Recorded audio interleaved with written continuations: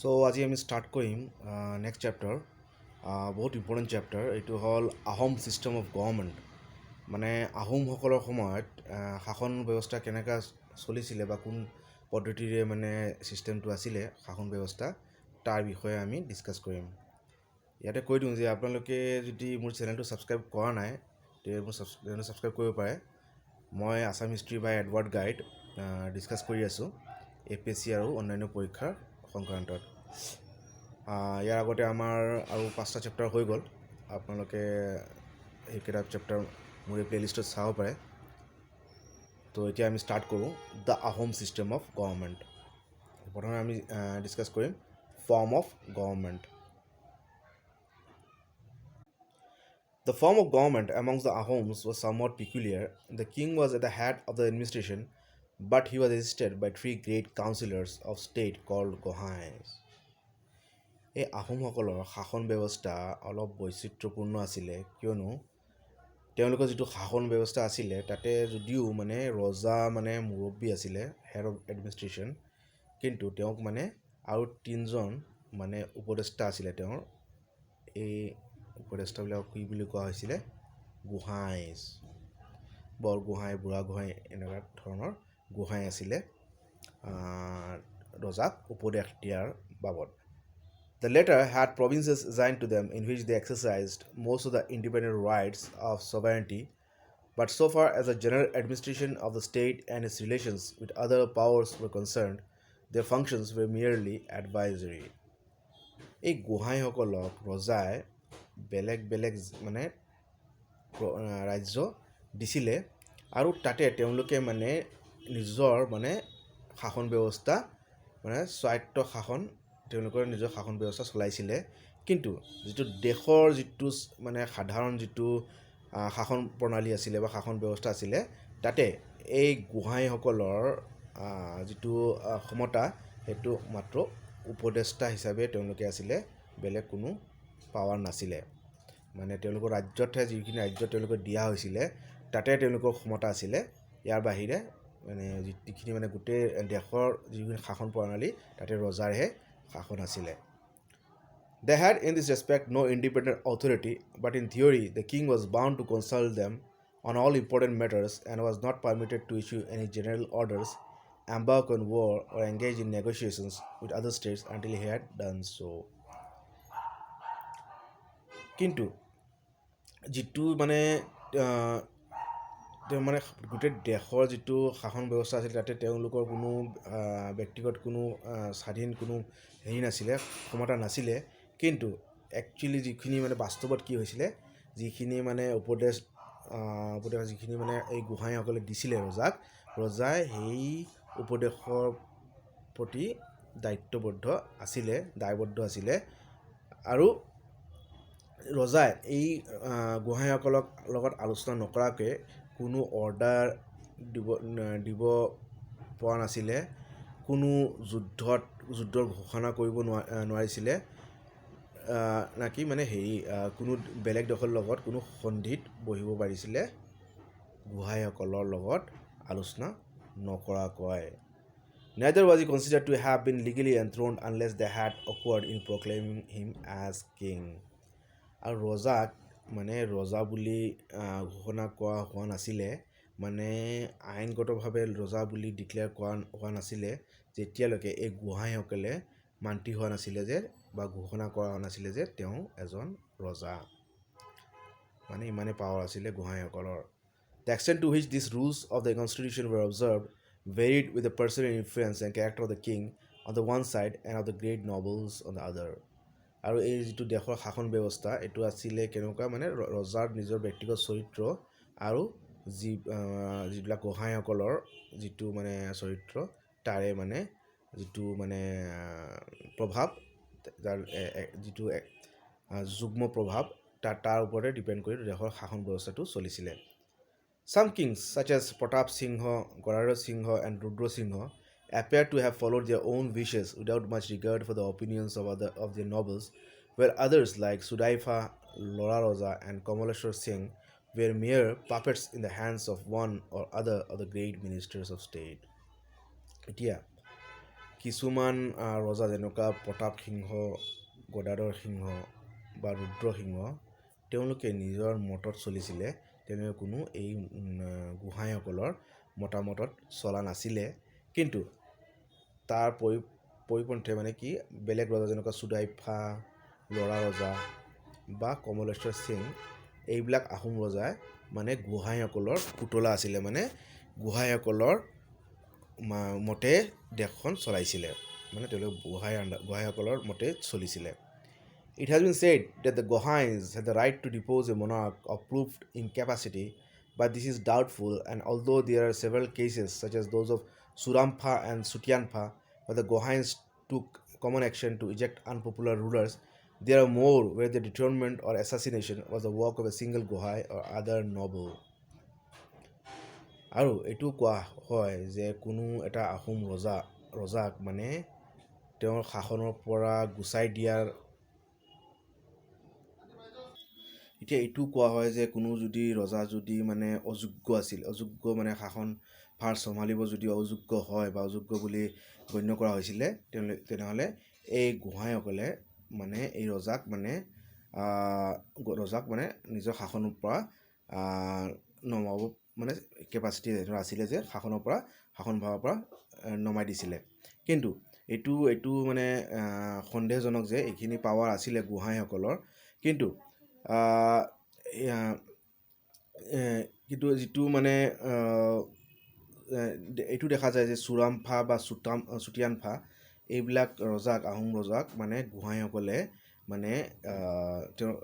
তেওঁলোকৰ শাসনভাৰৰ পৰা নমাই দিছিলে, কিয়নো তেওঁলোক মানে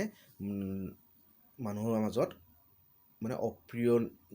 ৰুলাৰ আছিলে, মানুহে তেওঁলোকক ভাল পোৱা নাছিলে, আৰু গোহাঁইসকলে তেওঁলোকক মানে ৰজাৰ শাসনভাৰৰ পৰা নমাই দিছিলে। কিন্তু এইটো কোৱা হয় যে কিছুমান গোহাঁইসকলৰ মানে অৱদান মানে আছে, মানে তেওঁলোকে কিছুমান ৰজাক মানে মাৰাটো মানে তেওঁলোকে সহযোগ কৰিছিলে, বা তেওঁলোকৰ মানে কিছুমান অযোগ্য ৰজাক বা যিবিলাক ৰজাক তেওঁলোকে ভাল পোৱা নাছিলে, সিহঁতক মানে মাৰিও পেলাইছিলে গোহাঁইসকলে বা বেলেগ মন্ত্ৰীয়ে লগ লাগি। The probability is that all such acts were equally unconstitutional. In the early days of Ahom rule, the succession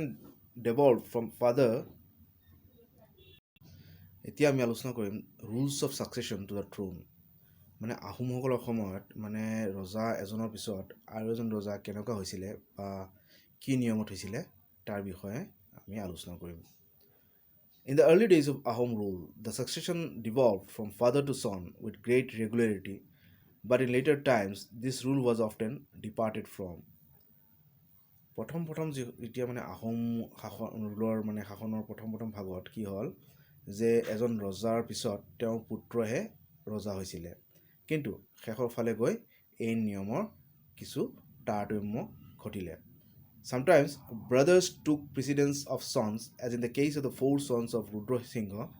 who each became king in turn in conformity, it is said, with the deathbed injunction of that monarch. আৰু কেতিয়াবা কি হৈছিলে, মানে পুত্ৰ ৰজা নহয়, মানে ভাতৃয়ে হৈছিলে। যেনেকুৱা ৰুদ্ৰসিংহৰ 4জন পুত্ৰৰ মাজত হৈছিলে, যিজন মানে এজনৰ পিছত আনজন ৰজা হৈছিলে। এইটো যেতিয়া ৰুদ্ৰসিংহ যেতিয়া মৃত্যুত শয়নশীল আছিলে, মানে মৃত্যু পৰ্যায়ত আছিলে, তেতিয়া মানে তেওঁ লিখি গৈছিলে বা কৈ গৈছিলে যে তেওঁৰ মৰাৰ পিছত তেওঁৰ পুত্ৰসকলৰ মাজত এজনৰ পিছত আৰু এজন ৰজা হ'ব লাগে। At other times, cousins and even more distant connections obtained the throne to the exclusion of near relatives. আৰু কেতিয়াবা নিজৰ মামায়েকৰ ল'ৰা বা খুৰায়েকৰ ল'ৰা বা মাহীয়েকৰ ল'ৰা, আৰু কেতিয়াবা মানে দূৰৰ মানে কুটুম বা আত্মীয় ৰজা হৈছিলে। আৰু মানে এইবিলাক যিবিলাক তাৰতম্য, সাধাৰণ নিয়মৰ তাৰতম্য, এইটো মানে ব্যতিক্ৰমী, এইটো নিয়মটো মানে সাধাৰণ নাছিলে বা এইটো ব্যতিক্ৰমণ ৰুল আছিলে, এইটো মানে সাধাৰণতে এই নিয়মটো পালন কৰা হোৱা নাছিলে। But much depended on the wish expressed or implied of the previous ruler much on the personal influence of the respective candidates for the throne. আৰু বহুত সময়ত এইটো ডিপেণ্ড কৰিছিলে মানে এই যিজন ৰজা মানে মৰিব বা তেওঁৰ নিজৰ শাসনভাৰ এৰিব তেওঁৰ ইচ্ছা কি আছিলে আৰু কেতিয়াবা যিজন মানুহ মানে ৰজা হ'ব তেওঁৰ ব্যক্তিগত সম্বন্ধ কি কেনেকুৱা আছিলে এই মানে মন্ত্ৰীসকলৰ যিবিলাক বৰগোহাঁই বুঢ়াগোহাঁই বা বৰপাত্ৰ গোহাঁই এইবিলাকৰ লগত তেওঁৰ নিজৰ ব্যক্তিগত সম্বন্ধৰ ওপৰতে বহুত নিৰ্ভৰ কৰিছিলে তেওঁ ৰজা হ'ব নে কোন হ'ব When the procedure was constitutional and the new king was nominated by the great nobles acting in unison, they never passed over near relatives in favor of more distant kinsmen, except in cases where the former were admittedly unqualified or where, owing to the deposition of the previous king, it was thought desirable that his successor should not be too nearly related to him. আৰু বেছিভাগ সময়তে এই কোনজন মানুহ মানে ৰজা হ'ব সেইটো নিৰ্ধাৰিত কৰিছিলে মানে যিবিলাক মানে মন্ত্ৰীসকল আছিলে তেওঁলোকে মানে ৰজাৰ মানে ঘনিষ্ঠ কুটুম বা আত্মীয় হৈছিলে আৰু যেতিয়াই মানে দূৰৰ মানে আত্মীয় কুটুমক দিছিলে ৰজা বনাইছিলে যেতিয়া মানে ঘনিষ্ঠ যিজন আত্মীয় সেইজন অযোগ্য আছিলে But where one of these nobles obtained such preponderance that he was able to proceed independently and actually did so, the choice often depended more on his private interest than on the unwritten law of the constitution. আৰু যেতিয়া মানে এই যে নিৰ্ধাৰিত কৰা যিজন মানে মন্ত্ৰী আছিলে সেইজন যদি মানে তিনিজনৰ পৰিপক্ষে মানে এজন যদি মন্ত্ৰীয়ে বা বৰগোহাঁই বৰপাত্ৰ গোহাঁই এনেকুৱা এজনে যদি নিৰ্ধাৰিত কৰিছিলে তেতিয়া দেখা গৈছিলে প্ৰায় মানে তেওঁৰ ব্যক্তিগত ইণ্টাৰেষ্টহে ইয়াতে নিৰ্ভৰ কৰিছিলে কোনজন মানুহ তেওঁ চয়ন কৰিব ৰজা হ'বলৈ আৰু মানে তেওঁৰ আৰু সেইজন মানুহকে এই বৰগোহাঁই বা বৰপাত্ৰ গোহাঁই ৰজা বনাইছিলে যিজনে মানে ৰজাৰ শাসনভাৰ চম্ভালি তেওঁক মানে ছাপোৰ্ট কৰিব মানে সেইজনকে বনাইছিলে Thus, one of the Borbor was raised to the throne in turn Suhung and Gobor. তেনেকুৱা মানে এজন বৰবৰুৱাই মানে চুহুং ৰজা আৰু গবৰ ৰজাক ৰজা বনাইছিলে যদিও মানে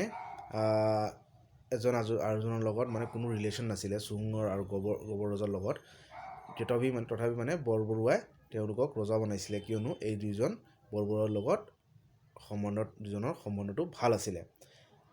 ঠিক আছে Sujinpha and Sudaipha owed to the elevation to Burhagohain Chulikpha to Borphukan and so on ঠিক সেইদৰে সুজিনফা ৰজা আৰু সুদাইফা ৰজাক কোনে ৰজা বনাইছিলে বুঢ়াগোহাঁইয়ে কিয়নো তেওঁলোকৰ সম্বন্ধ বুঢ়াগোহাঁইৰ লগত ভাল আছিলে ঠিক সেইদৰে চুলিকফা কোনে বনাইছিলে বৰফুকনে There was however one absolutely essential qualification no one could under any circumstances ascend the throne unless he were a prince of the blood কিন্তু এটা যোগ্যতা মানে এইটো স্বাভাৱিক চবৰে হ'বই লাগিব আৰু সেইটো নহ'লে তেওঁ ৰজা হ'ব কোনো পথ্যই নোৱাৰে সেইটো হ'ল যে তেওঁ মানে ৰাজ পৰিয়ালৰ পৰা হ'ব লাগিব ৰাজ পৰিয়ালৰ বংশধৰ হ'ব লাগিব The person of the monarch moreover was sacred and any noticeable scar or blemish even the scar of a carbuncle operated as a bar to the succession আৰু যিজন মানুহ ৰজা হ'ব সেইজন মানুহ মানে চেহেৰা বা শৰীৰত কোনো খুঁত থাকিব নালাগিব তেওঁ মানে কোনো যে খালমনিও হয় তেতিয়াহ'লেও তেওঁ মানে ৰজাৰ পৰা অযোগ্য বুলি ঘোষণা কৰিছিলে এই গোহাঁইসকলে Hence arose the practice often followed by Ahom kings of endeavoring to secure themselves against intrigues and rebellions by mutilating all possible rivals. আৰু এই সুযোগ লৈ মানে কোনো খুঁত থাকিলে যে ৰজা হ'ব নোৱাৰে ঠিক এই সুযোগটো লৈ মানে বহুত আহোম ৰজাই কি কৰিছিলে কোনোবা যদি তেওঁলোকৰ প্ৰতিদ্বন্দ্বী আছিলে মানে তেওঁৰ পিছত তেওঁ ৰজা হ'ব তেওঁ কি কৰিছিলে তেওঁক মানে কোনো শৰীৰত কোনো আঘাত দি পংগু কৰি দিছিলে বা কোনো ঘূণীয়া কৰি দিছিলে তেতিয়া মানে তেওঁ আৰু ৰজা হোৱাৰ কাৰণে যোগ্য হ'ব নোৱাৰে এইটো প্ৰায় কি কৰা হৈছিলে মানে যেনেকুৱা মানে কাণটো কাটি দিছিলে এইটো প্ৰায় হৈছিলে মানে তেওঁক ঘূণীয়া কৰাৰ কাৰণে আৰু কেতিয়াবা আৰু অমানৱীয় মানে পদ্ধতি অৱলম্বন কৰিছিলে যেনেকুৱা তেওঁলোকৰ চকু ফুটা কৰি দিছিলে কণা কৰি দিছিলে বা তেওঁলোকক কেতিয়াবা মাৰি পেলাইছিলে মানে এইবিলাক কৰিছিলে যাতে সেইজন মানুহ ৰজা হ'ব নোৱাৰে। এতিয়া আমি আলোচনা কৰিম দ্য গোহাঁইসকল কি আছিলে আৰু তেওঁলোকৰ কাৰ্যকলাপ কি আছিলে এইটো অলপ আলোচনা কৰোঁ। Just as the kingly office was the monopoly of a particular family or clan, so also was that of each of the Gohais. যেনেদৰে এটা মানে ৰজাৰ দপ্তৰ বা অফিচ, এটা মানে ৰজা মানে কোনো এটা পাৰ্টিকুলাৰ মানে নিৰ্দিষ্ট এটা বংশ বা পৰিয়ালৰ পৰা জাতিৰ পৰা আহিছিলে, কিন্তু ঠিক সেইদৰে গোহাঁইবিলাকো একোটা জাতি বা বংশৰ পৰা আহিছিলে। In practice, these appointments ordinarily descended from father to son, but the king had the right to select any member of the prescribed clan that he chose, and he could also, if so wished, dismiss a Gohain. সাধাৰণতে এই যে গোহাঁই যিটো পদ যিটো elect কৰা হৈছিলে, এইটো বাপেকৰ পৰা পুত্ৰলৈ গৈছিলে। তাৰমানে বাপেক যদি গোহাঁই আছিলে তেনেহ'লে তেওঁৰ পুত্ৰও মানে গোহাঁই হ'ব। কিন্তু ইয়াতে এটা হেৰি আছে, ব্যতিক্ৰম আছে যে ৰজাৰ মানে ওপৰত নিৰ্ভৰ কৰিছে যে কোন জাতিৰ পৰা, ৰজা নিজৰ ওপৰত এইটো নিৰ্দিষ্ট আছিলে যে কোন জাতিৰ পৰা তেওঁ হেৰি কৰিব, গোহাঁই চয়ন কৰিব। আৰু যদি গোহাঁইক বৰ্খাস্ত কৰিব লাগে তেতিয়াহ'লেও মানে ৰজাই মানে এইটো পাৰিছিলে। তাৰমানে ৰজাৰ ওপৰত নিৰ্ভৰ কৰিছিলে কোন গোহাঁই হ'ব। There were originally only two of these great officers, the Bor Gohai and the Burha Gohai, but in the reign of the Dihingya Raja, a third, the Borpatra Gohai, was added. প্ৰথম এই মানে দুটা গোহাঁই আছিলে, এটা হ'ল আমাৰ বৰ গোহাঁই আৰু এজন আছিলে কি বুঢ়া গোহাঁই। কিন্তু এই দিহিঙীয়া ৰজা কোন আছিলে মানে আমাৰ চুহুংমুঙৰ সময়ত কি আছিলে আৰু এজন গোহাঁই মানে পদটো হেৰি কৰা হৈছিলে, বনোৱা হৈছিলে, এইটো হ'ল Borpatra Gohain. The first incumbent of this new office was a step brother of the king himself. আৰু এই যে বৰপাত্ৰ গোহাঁই যিজন মানে যিটো পদ বনাইছিলে, সেইজনৰ মানে প্ৰথম হেৰি আছিলে চুহুংমুঙৰ মানে ষ্টেপ ব্ৰাদাৰ। তেওঁৰ মানে সতী যিটো ভাই, মানে তেওঁৰ বাপেকৰ বেলেগ এজন পত্নী যিজন ল'ৰা আছিলে, তেওঁ হৈছিলে Borpatra Gohain. To each of these nobles was assigned a certain number of families. আৰু এই গোহাঁইসকলক একোটা পৰিয়াল দিয়া হৈছিলে দায়িত্বৰ কাৰণে, who were amenable only to their immediate masters and over whom no other officer of government was allowed to exercise any jurisdiction. এই যে একোটা গোহাঁইক একোটা পৰিয়াল দিয়া হৈছিলে, মানে কেইবাটা পৰিয়াল দিয়া হৈছিলে, এই পৰিয়ালসকলৰ ওপৰত মানে শাসনৰ যিটো জিম্মেদাৰী আছিলে, শাসনৰ যিটো মানে দায়িত্বভাৰ আছিলে, এই দায়িত্বভাৰ এই গোহাঁইৰ ওপৰতে আছিলে আৰু কোনো বেলেগ মানুহে তাতে হস্তক্ষেপ কৰিব পৰা নাছিলে। According to Davis Scott, the Gohais had allotted for their own use 10,000 pikes or freemen, which he assumed to be equivalent to a grant of rupees 90,000 per annum. এই একোটা গোহাঁই ইতিহাসবিদ ডেভিড স্কটৰ মতে এই একোটা গোহাঁইক মানে ৰজাই কিমান মানুহ দিছিলে, 10,000 পাইক বা যিবিলাক কামৰ মানে বনোৱা মানুহ 10,000 পাইক দিছিলে। আৰু মানে 10,000 পাইক মানে তেওঁ বছৰত সেই সময়ৰ 90,000 টকা দিয়া হৈছিলে। এইটো মানে বহুত ডাঙৰ এটা ৰকম বা পইচা সেই সময়ৰ বাবে। এতিয়া আমি আলোচনা কৰিম বৰবৰুৱাৰ বিষয়ে। বৰবৰুৱা যিজন গোহাঁই আছিলে তেওঁৰ বিষয়ে আলোচনা কৰিম। As the dominions of the Ahoms were gradually extended, it was found necessary to delegate many of the king's duties to others, and various new appointments were created. লাহে যেতিয়া মানে আহোম ৰাজ্যৰ যেতিয়া মানে বিস্তাৰ হ'ল, মানে ব্যাসটো পৰিসীমাটো যেতিয়া ডাঙৰ হ'ল, তেতিয়া মানে ৰজাৰ মানে দায়িত্বভাৰটো মানে বাঢ়ি গ'ল। তেতিয়া ৰজাই মানে ভাবিলে যে মোৰ কামটো যদি বেলেগক দিব পাৰি তেতিয়া মানে ভাল হয়। মানে ৰজাৰ কাম যেতিয়া বেছি হৈ গ'ল, তাৰমানে তেতিয়া নতুন এই কামক মানে বিলোৱাৰ কাৰণে নতুন এপইণ্টমেণ্ট বা পদবী সৃষ্টি কৰাৰ কাৰণে ৰজা প্ৰস্তুত হ'ল। আৰু সেই হিচাপে তেওঁ মানে দুটা পদবী সৃষ্টি কৰা হৈছিলে, বনোৱা হৈছিলে। এটা হ'ল বৰবৰুৱা আৰু এটা হ'ল আমাৰ বৰফুকন। এই দুটা পদাবী কোনে সৃষ্টি কৰিছিলে? এজন ৰজা প্ৰতাপ সিংহই। এইটো প্ৰশ্ন আহিব পাৰে, কোনে কৰিছিলে? বৰবৰুৱা আৰু বৰফুকন প্ৰতাপ সিংহ। The appointments in question were not hereditary and they could be filled by any member of 12 specified families. এইটো যে আগৰ গোহাঁই, বৰগোহাঁই, বুঢ়াগোহাঁই বা বৰপাত্ৰ গোহাঁই যেনেকুৱা মানে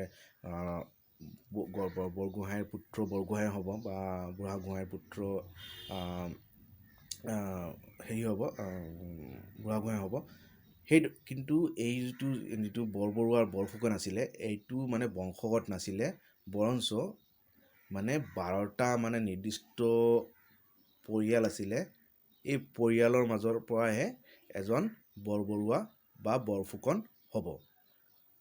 Members of the families from which the great Gohais were respectively recruited were not eligible for this post. আৰু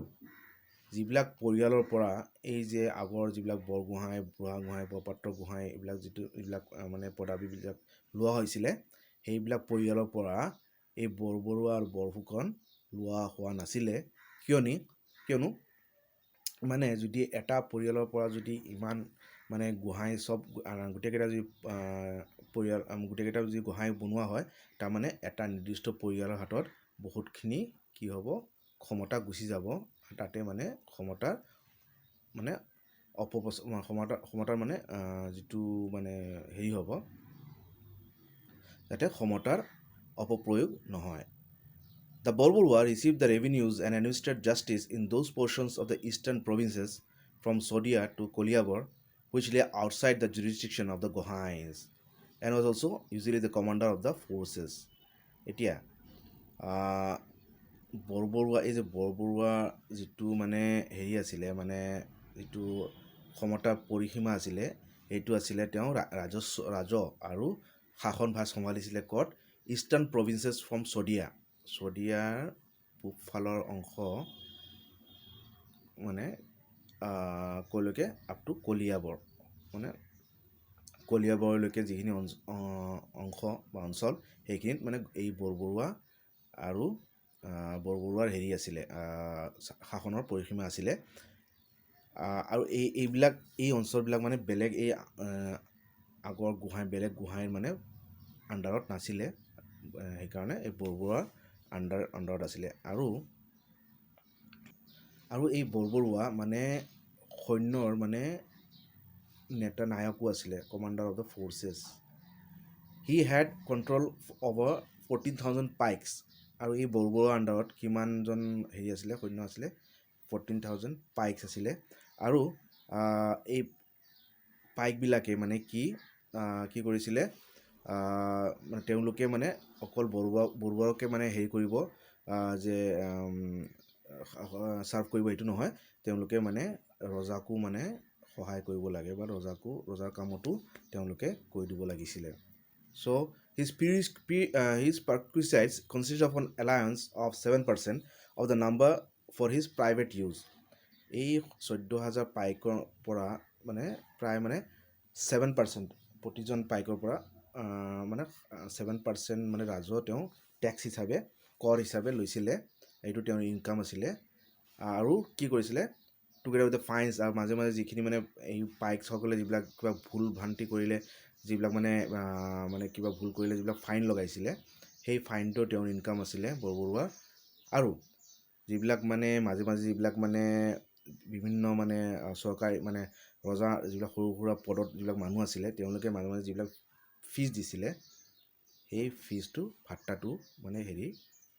বৰবৰুৱাৰ ইনকামত আহিছিলে। এতিয়া আমি ডিছকাছ কৰিম বৰফুকন। ইয়াতে আপোনালোক কৈ দিওঁ যে যিবিলাক মানুহ মানে 16 বছৰ বা 50 বছৰৰ ভিতৰত মানে যিবিলাক মানে হেৰি নহয়, মানে ৰজা নহয় বা গোহাঁই নহয় বা কোনো পুৰোহিত নহয় বা কোনো মানে চাকৰ নহয়, এইবিলাক মানুহ মানে পাইকত আহিছিলে। আৰু 4জনীয়া এটা পাইকৰ গোট, এইবিলাক মানে পাইক ছিষ্টেমত আহিছিলে আহোমৰ। এইটো পঢ়িম আমি। সেই পাইকবিলাক মানে এজন মানুহ মানে যিজনে মানে নিজৰ শ্ৰমদান কৰিছিলে ৰাজ্য বা হেৰিক ৰজাক। আৰু সেই পাইকবিলাক মানে এই বৰবৰুৱা আৰু বৰফুকনৰ আণ্ডাৰত আছিলে। The Borfukon at first governed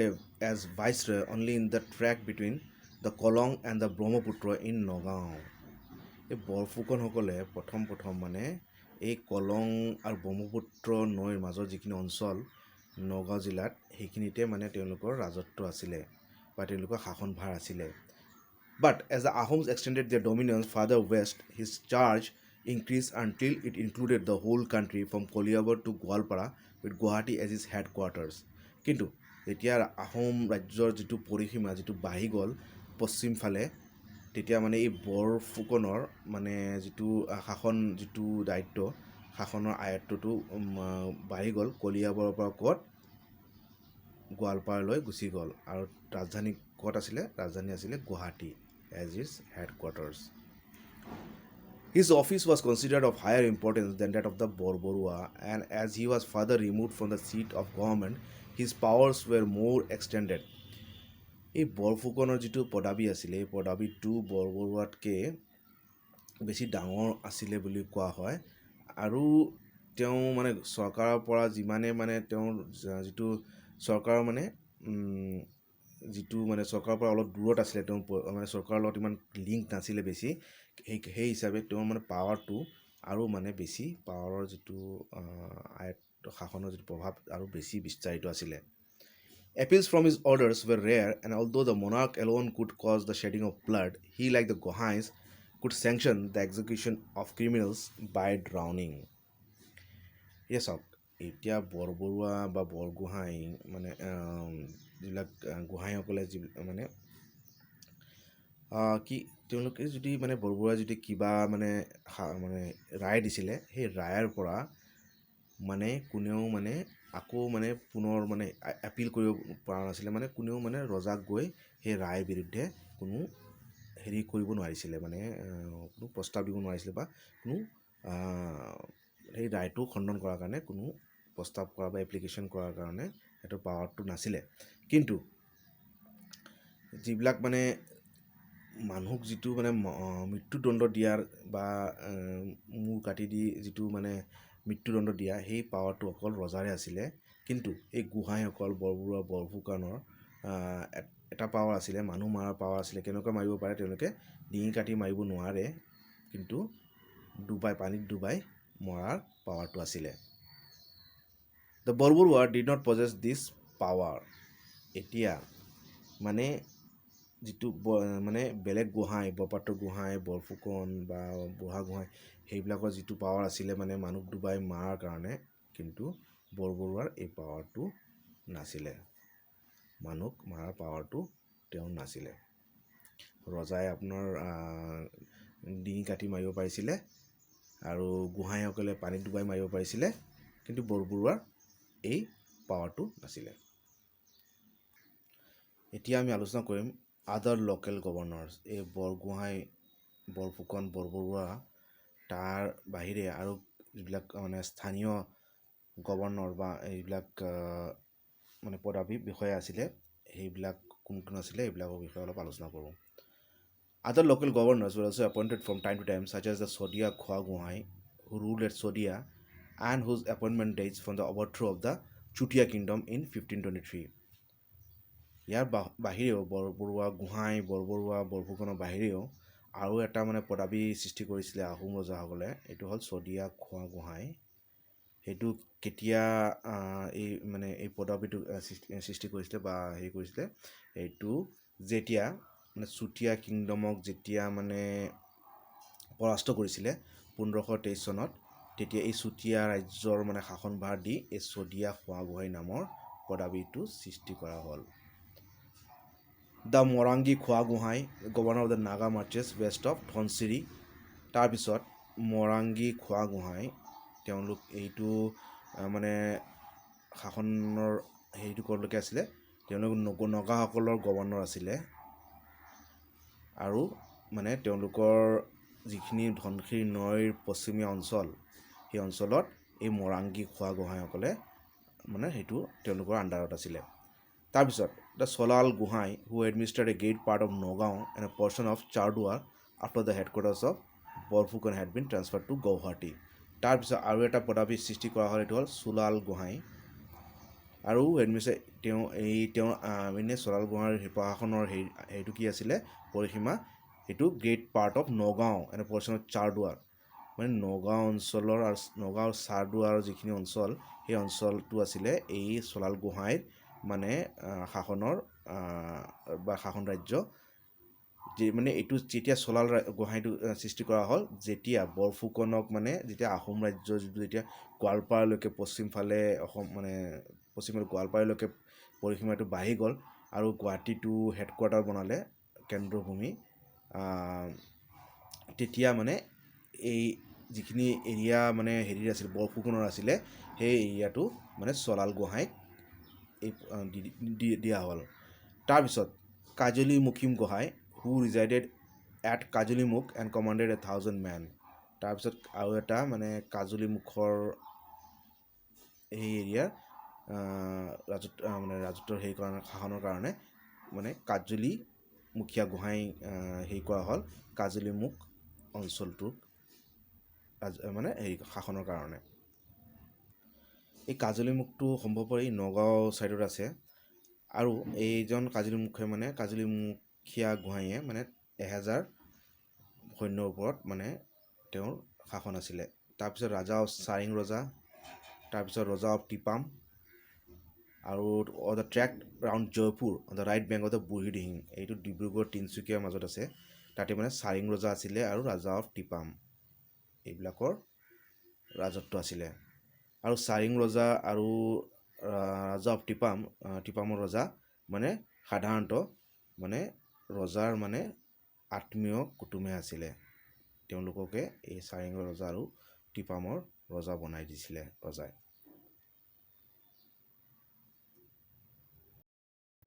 Elsewhere again, ruling chiefs who had made their submission to the Ahoms were transformed into governors acting on their behalf. আৰু ইয়াৰ বাহিৰেও বৰফুকন আৰু যিবিলাক গোহাঁই আছিলে তাৰ বাহিৰেও যিবিলাক মানে চিফছ আছিলে ট্ৰাইবেল নেতাসকল আছিলে যিসকল মানে আহোমৰ মানে আধিপত্য স্বীকাৰ কৰিছিলে তেওঁলোককো মানে একেটা জেগাৰ মানে গভৰ্ণৰ বনাই দিছিলে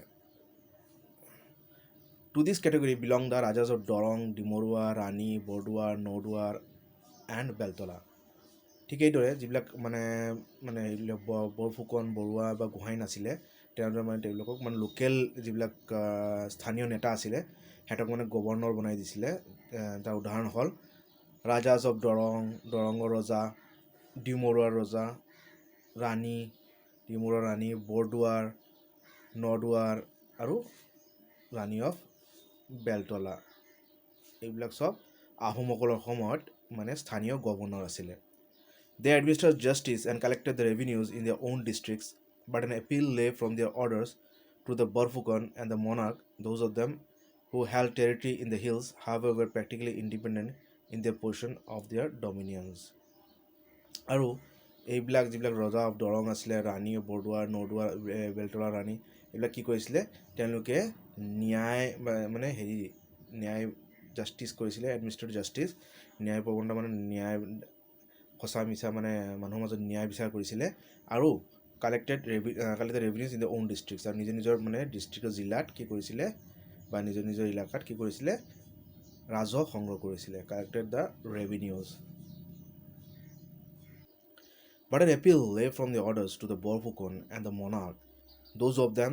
who held territory in the hills, however, were practically independent in that portion of their dominions. মানে তেওঁলোকে এইবিলাক যিবিলাক ৰজা ডিমৰুৰ ৰজা ৰাণীৰ ৰজা বৰদুৱাৰৰ ৰজা বা নদুৱাৰ এইখিনি এৰিয়াৰ যিবিলাক ৰজা আছিলে তেওঁলোকৰ যদি কিবা ন্যায়ত বা কিবা শাসনত যদি কিবা গোচৰ আছিলে বা আপত্তি আছিলে সেই আপত্তিবিলাক কাক দিব লগা হৈছিলে এই বৰফুকন বা যিজন ৰজা আছিলে হেতৰ এৰিয়াত তালৈ আবেদন দিব লগা হৈছিলে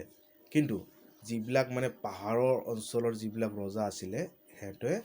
এই বৰফুকন বা যিবিলাক ৰজা আছিলে হেতৰ মানে হেতৰ পৰা স্বাধীন আছিলে তেওঁৰ শাসনটো কাৰো অধীন নাছিলে They were required to attend on the king in person with a prescribed contingent of men when called upon to do so and in addition all except the Raja of Rani paid an annual tribute আৰু যিবিলাক মানে পাহাৰৰ যিবিলাক ৰজা আছিলে হেতক মানে কি কৰা হৈছিলে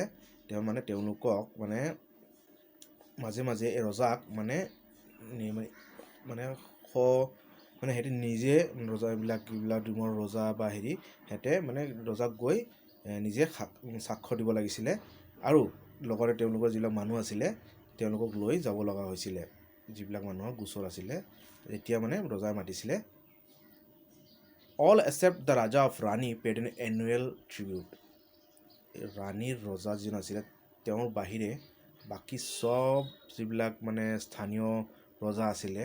সিহঁতে মানে বছৰেকীয়া এটা মানে দিব লগা হৈছিলে ৰজাক এটা মাননি দিব লগা হৈছিলে টকা পইচা বা ধান চাউল বা যি বিচাৰিছিলে সেইটো দিব লগা হৈছিলে their office was hereditary but they were liable to dismissal for misconduct এইবিলাক যিবিলাক মানে স্থানীয় যিবিলাক ৰজা আছিলে সিহঁতৰ যিটো মানে পদবী সেই পদটো বংশগত আছিলে হেৰিডিটেৰী কিন্তু তেওঁলোকৰ মানে যদি কিবা বেয়া কৰ্ম কৰিছিলে বা অপকৰ্ম কৰিছিলে তেতিয়াহ'লে তেওঁলোকক মানে বৰ্খাস্ত কৰাৰো অধিকাৰ আছিলে আহোম ৰজাৰ ইয়াৰ বাহিৰে আৰু কি কি অফিচিয়েল আছিলে কি কি বিষয় আছিলে সেইবিলাকৰ বিষয়ে অলপ আলোচনা কৰোঁ There were numerous other officials who were generally recruited from the 15 families that have already been mentioned as possessing the monopoly of the highest appointments, but for such as did not involve military service. এই যিবিলাক মানে 15টা পৰিয়াল যিবিলাক মানে উল্লেখ কৰা হৈছিলে ৰাজা ৰাণী ডিমৰুৱা নৰুৱা বা বিভিন্ন যিবিলাক গোহাঁই বৰপাত্ৰ গোহাঁই বা সেইবিলাক বৰফুকন আছিলে বা বৰবৰুৱা সিহঁতৰ পৰাই মানে বেলেগ বিষয়া আহোম ৰজাই চয়ন কৰিছিলে আৰু সিহঁতৰ তাতে মানে যিবিলাক যিবিলাক পদৰ মানে যিবিলাক এপইণ্টমেণ্ট দিয়াৰ বা কিবা পদত মানুহ নিযুক্তি কৰাৰ পাৱাৰটো আছিলে কিন্তু যিবিলাক সামৰিক যিটো শক্তি সেইটো নাছিলে সামৰিক ক্ষেত্ৰত সিহঁতৰ কোনো নাছিলে সিহঁতৰ কোনো ক্ষমতা নাছিলে The higher classes of the non-Ahom natives of the country were eligible and also persons of foreign descent provided that the families had been domiciled in the country for 3 or 4 generations. এতিয়া যিবিলাক মানে আহোম নাছিলে সিহঁতৰ ৰাজ্যত সিহঁতৰ যিবিলাক উচ্চ মানে বংশৰ যিবিলাক আহোম নোহোৱা যিবিলাক জাতি আছিলে বা যিবিলাক মানে মানুহ আছিলে নাগৰিক আছিলে আহোম সেই দেশৰ সিহঁতেও মানে এইবিলাক ডাঙৰ পদত মানে নিযুক্তি হোৱাৰ সিহঁতৰ অধিকাৰ আছিলে বা তেওঁলোক মানে এই নিযুক্তি পোৱাৰ তেওঁলোকৰ তাত মানে আছিলে যোগ্যতা আছিলে and also' persons of foreign decent আৰু কোনোবা যদি বাহিৰৰ পৰা অহা যিবিলাক মানুহ আছিলে মানে ফৰেনাৰো আছিলে তেতিয়াও মানে এইবিলাক ডাঙৰ পদত আহোম ৰজাৰ আণ্ডাৰত পোৱাৰ এটা যোগ্যতা আছিলে যদি তেওঁলোকৰ পৰিয়াল সেই দেশত মানে আহোম ৰাজ্যত মানে 3 বা 4 জেনেৰেশ্যন 3টা বা 4টা বংশ বা পৰিয়াল সিহঁতৰ সেই আহোম ৰাজ্যতে থাকিছে তেতিয়াহ'লে তেওঁলোকে যিকোনো ডাঙৰ পদবীত নিযুক্তি হোৱাৰ তেওঁলোকৰ অধিকাৰ আছিলে বা যোগ্যতা আছিলে এতিয়া আমি আলোচনা কৰোঁ ফুকন কোনবিলাক আছিলে ফুকনটো এতিয়া বৰ্তমান বহুত মানুহৰ উপাধি আছে অসমত এতিয়া ফুকন কোনবিলাক আছিলে কোনসকল লোক আছিলে চ' এইবিলাক আলোচনা কৰোঁ Among these officers, the highest in rank were the Phukans. এতিয়া যিবিলাক মানে স্থানীয় যিবিলাক মানে নিযুক্তি কৰিছিলে ডাঙৰ পদত সেইবিলাকৰ মাজত চবতকৈ ডাঙৰ কোন আছিলে সেইটো আছিলে Phukans. 6 of these, known as the Sorua Phukon, formed collectively the council of the Borborua, but each had also his separate duties. The Sota Phukon মিলি লগ লাগি কি কোৱা হৈছিলে চৰুৱা ফুকন ছজনীয়া ফুকনৰ দল আৰু তেওঁলোকে এই বৰবৰুৱাৰ যিটো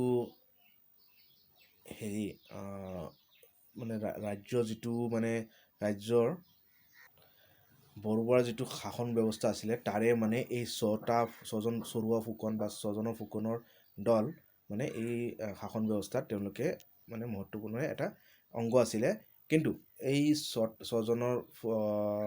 ছজন ফুকনৰ চৰুৱা ফুকনৰ এজনৰ সুকীয়াকৈ বেলেগ কাৰ্য ভাৰ আছিলে বা তেওঁলোকৰ বেলেগ বেলেগ কাৰ্য ডিউটি আছিলে। To this group belong the Naobaicha Phukan. আৰু ইয়াৰে মাজত এজন আছিলে Naobaicha Phukan, who head an allotment of 1,000 men. আৰু তেওঁৰ আণ্ডাৰত কিমান আছিলে? 1000টা মানুহ আছিলে। With which he man the royal boats. আৰু নাওবৈচা যিবিলাক ফুকন, নামতে গম পায়, নাও মানে যে আমি যে বোট, নাও। আৰু তেওঁলোকৰ মানে কাম কি আছিলে? যিবিলাক মানে ৰাজকীয় যিবিলাক নাও আছিলে, ৰজাৰ আণ্ডাৰত যিবিলাক নাও আছিলে আহোম ৰাজ্যৰ, সেই নাওবিলাক তেওঁলোকে হেৰি কৰিছিলে, নিয়ন্ত্ৰণ কৰিছিলে বা সেইবিলাকৰ ব্যৱস্থাবিলাক তেওঁলোকে চাইছিলে। তাৰপিছত আহিলে আমাৰ Bhitarual Phukan, the Na Phukan, the Dihingia Phukan, the Deka Phukan and the Neog Phukan. এইবিলাক বেলেগ বেলেগ ফুকন আৰু তেওঁলোকৰ সুকীয়া কাৰ্যকলাপ আছিলে আহোম ৰাজ্যৰ আণ্ডাৰত। The Deka Phukan and the Neog Phukan. The বৰ Phukan head A similar council of 6 ছাবৰ্ডিনেট ফুকনছ। এই বৰ ফুকনৰ আণ্ডাৰত কিমান আছিলে? 6টা তেওঁৰ অধীনত ফুকন আছিলে। ঠিক যিদৰে মানে বৰবৰুৱাৰ আণ্ডাৰত চৰুৱা ফুকন আছিলে, ঠিক সেইদৰে বৰফুকনৰ আণ্ডাৰত 6টা ফুকনৰ দল আছিলে। Whom he was bound to consult in all matters of importance. আৰু যিকোনো মানে দেশৰ মানে ইম্পৰ্টেণ্ট যিবিলাক মানে গুৰুত্বপূৰ্ণ যিবিলাক বিষয় আছিলে, সেই বিষয়ত এই বৰফুকন 6জনৰ যিবিলাক বৰফুকনৰ দল আছিলে, সিহঁতক মানে বৰফুকনে মানে সিহঁতৰ যিটো মানে মতামতটো ল'ব লগা হৈছিলে যিকোনো ইম্পৰ্টেণ্ট বা গুৰুত্বপূৰ্ণ বিষয়ত। দিছ ইনক্লুডেড দ্য পানী ফুকন, হু কমাণ্ডেড 6,000 পাইকছ। তাৰ ভিতৰত আছিলে আমাৰ কি? পানী ফুকন। আৰু তেওঁৰ আণ্ডাৰত কিমানটা পাইক আছিলে? 6,000 পাইকছ, 6,000 পাইকছ। এণ্ড দ্য ডেকা ফুকন, হু কমাণ্ডেড 4,000। আৰু ডেকা ফুকন আছিল তাৰ লগত, ডেকা ফুকনৰ কিমান আছিলে? 4,000 পাইকছ। আৰু Dihingia and neck ফুকনছ and 2 Chatia ফুকনছ। ডেকা ফুকনৰ আণ্ডাৰত কিমান আছিলে? 4,000। আৰু দিহিঙীয়া নেক ফুকনৰ আণ্ডাৰত প্ৰায় 2,000। আৰু তাৰপিছত চতীয়া ফুকনছ তেওঁলোকৰ আণ্ডাৰটো 1,000 বা 2,000 পাইকছ আছিলে তেওঁলোকৰ আণ্ডাৰত। Besides the above there was a Nyay Khodha Phukan. তাৰ বাহিৰে কোন আছিলে? ন্যায় খুদা ফুকন,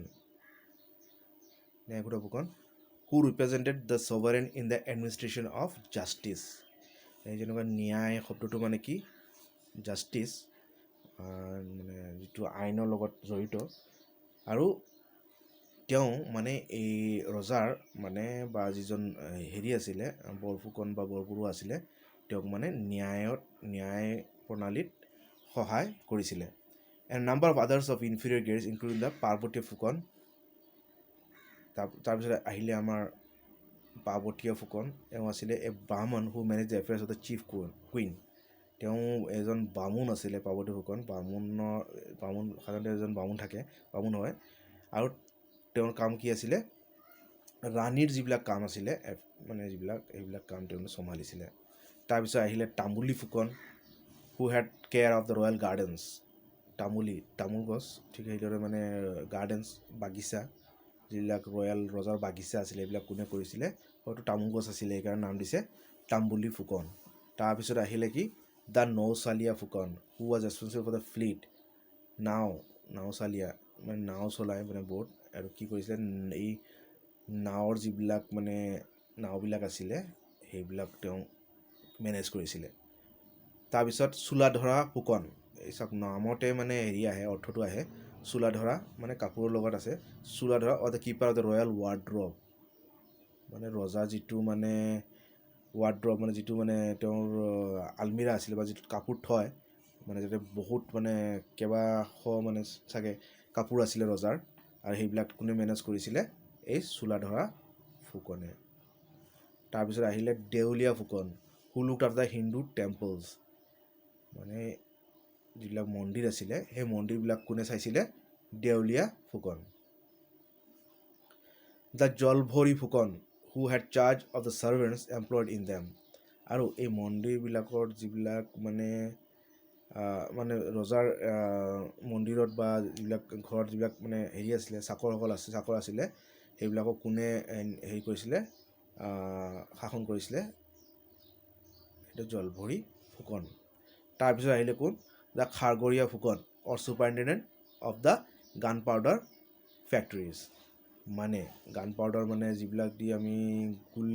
গোলা বাৰুদ বনায় গান পাউডাৰ বন্দুকত যিটো গুলি বনায় গান পাউডাৰ ইউজ হয় এই গান পাউডাৰ যিবিলাক ফেক্টৰী আছে য'ত মানে বনোৱা হৈছিলে এইবিলাক ফেক্টৰীবিলাক কোনে পৰিচালনা কৰিছিলে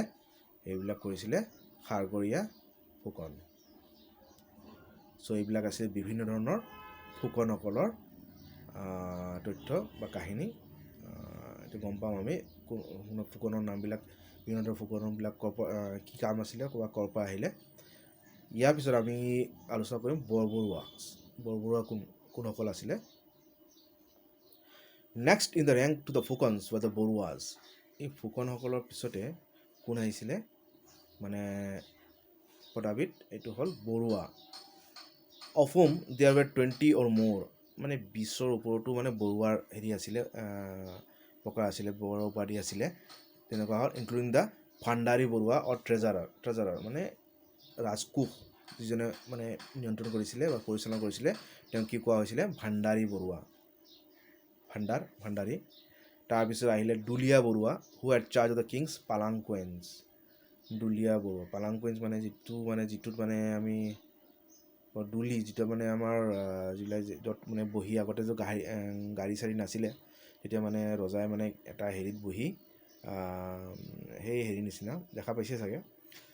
পালাংকুৱেঞ্চ য'ত বহি মানে সাধাৰণতে মানে নতুন বিয়াৰ পিছত মানে হেৰি যায় ছোৱালী গৈছিলে আগতে হিন্দীত দলি বুলি কয় পালাংকুৱেঞ্চ তাতে মানে সেইবিলাক মানে কোনে কৰিছিলে মেনেজ কৰিছিলে দুলীয়া বৰুৱা তাৰপিছত আহিলে চৌডাংগীয়া বৰুৱা হু ছুপাৰিণ্টেণ্ডেণ্ট এক্সিকিউশ্যনছ চৌডাংগীয়া বৰুৱা এক্সিকিউশ্যনছ বুলি কৈছে তাৰমানে তেওঁ যিবিলাক শাস্তি দিয়া হৈছিলে মানে মৃত্যুদণ্ড দিয়া হৈছিলে বা বেলেগ কিবা যদি শাস্তি দিয়া হৈছিলে সেইবিলাক পৰিচালনা কোনে কৰিছিলে চৌডাংগীয়া বৰুৱা তাৰপিছত আহিলে আমাৰ ঠানিকৰ বৰুৱা অৰ দ্য চিফ অফ দ্য আৰ্টিফাইচাৰ্ছ মানে কাৰিকৰসকলৰ তেওঁ নেতা আছিলে ঠানিকৰ বৰুৱা তাৰপিছত আহিলে সোণাধৰ বৰুৱা মানে সোণাৰ পৰা আহিছে চাওক or mint master and chief jeweller মানে তেওঁ যিবিলাক জুৱেলাৰ আছিলে ৰজাৰ মানে যিবিলাক গহনা বনোৱাৰ যিটো হেৰি আছিলে তাৰে তেওঁ মেইন আছিলে বা মিণ্ট মাষ্টাৰ মানে পইচা ছপোৱা বা মুদ্ৰা ছপোৱা বা বনোৱা তাৰে তেওঁ মেইন আছিলে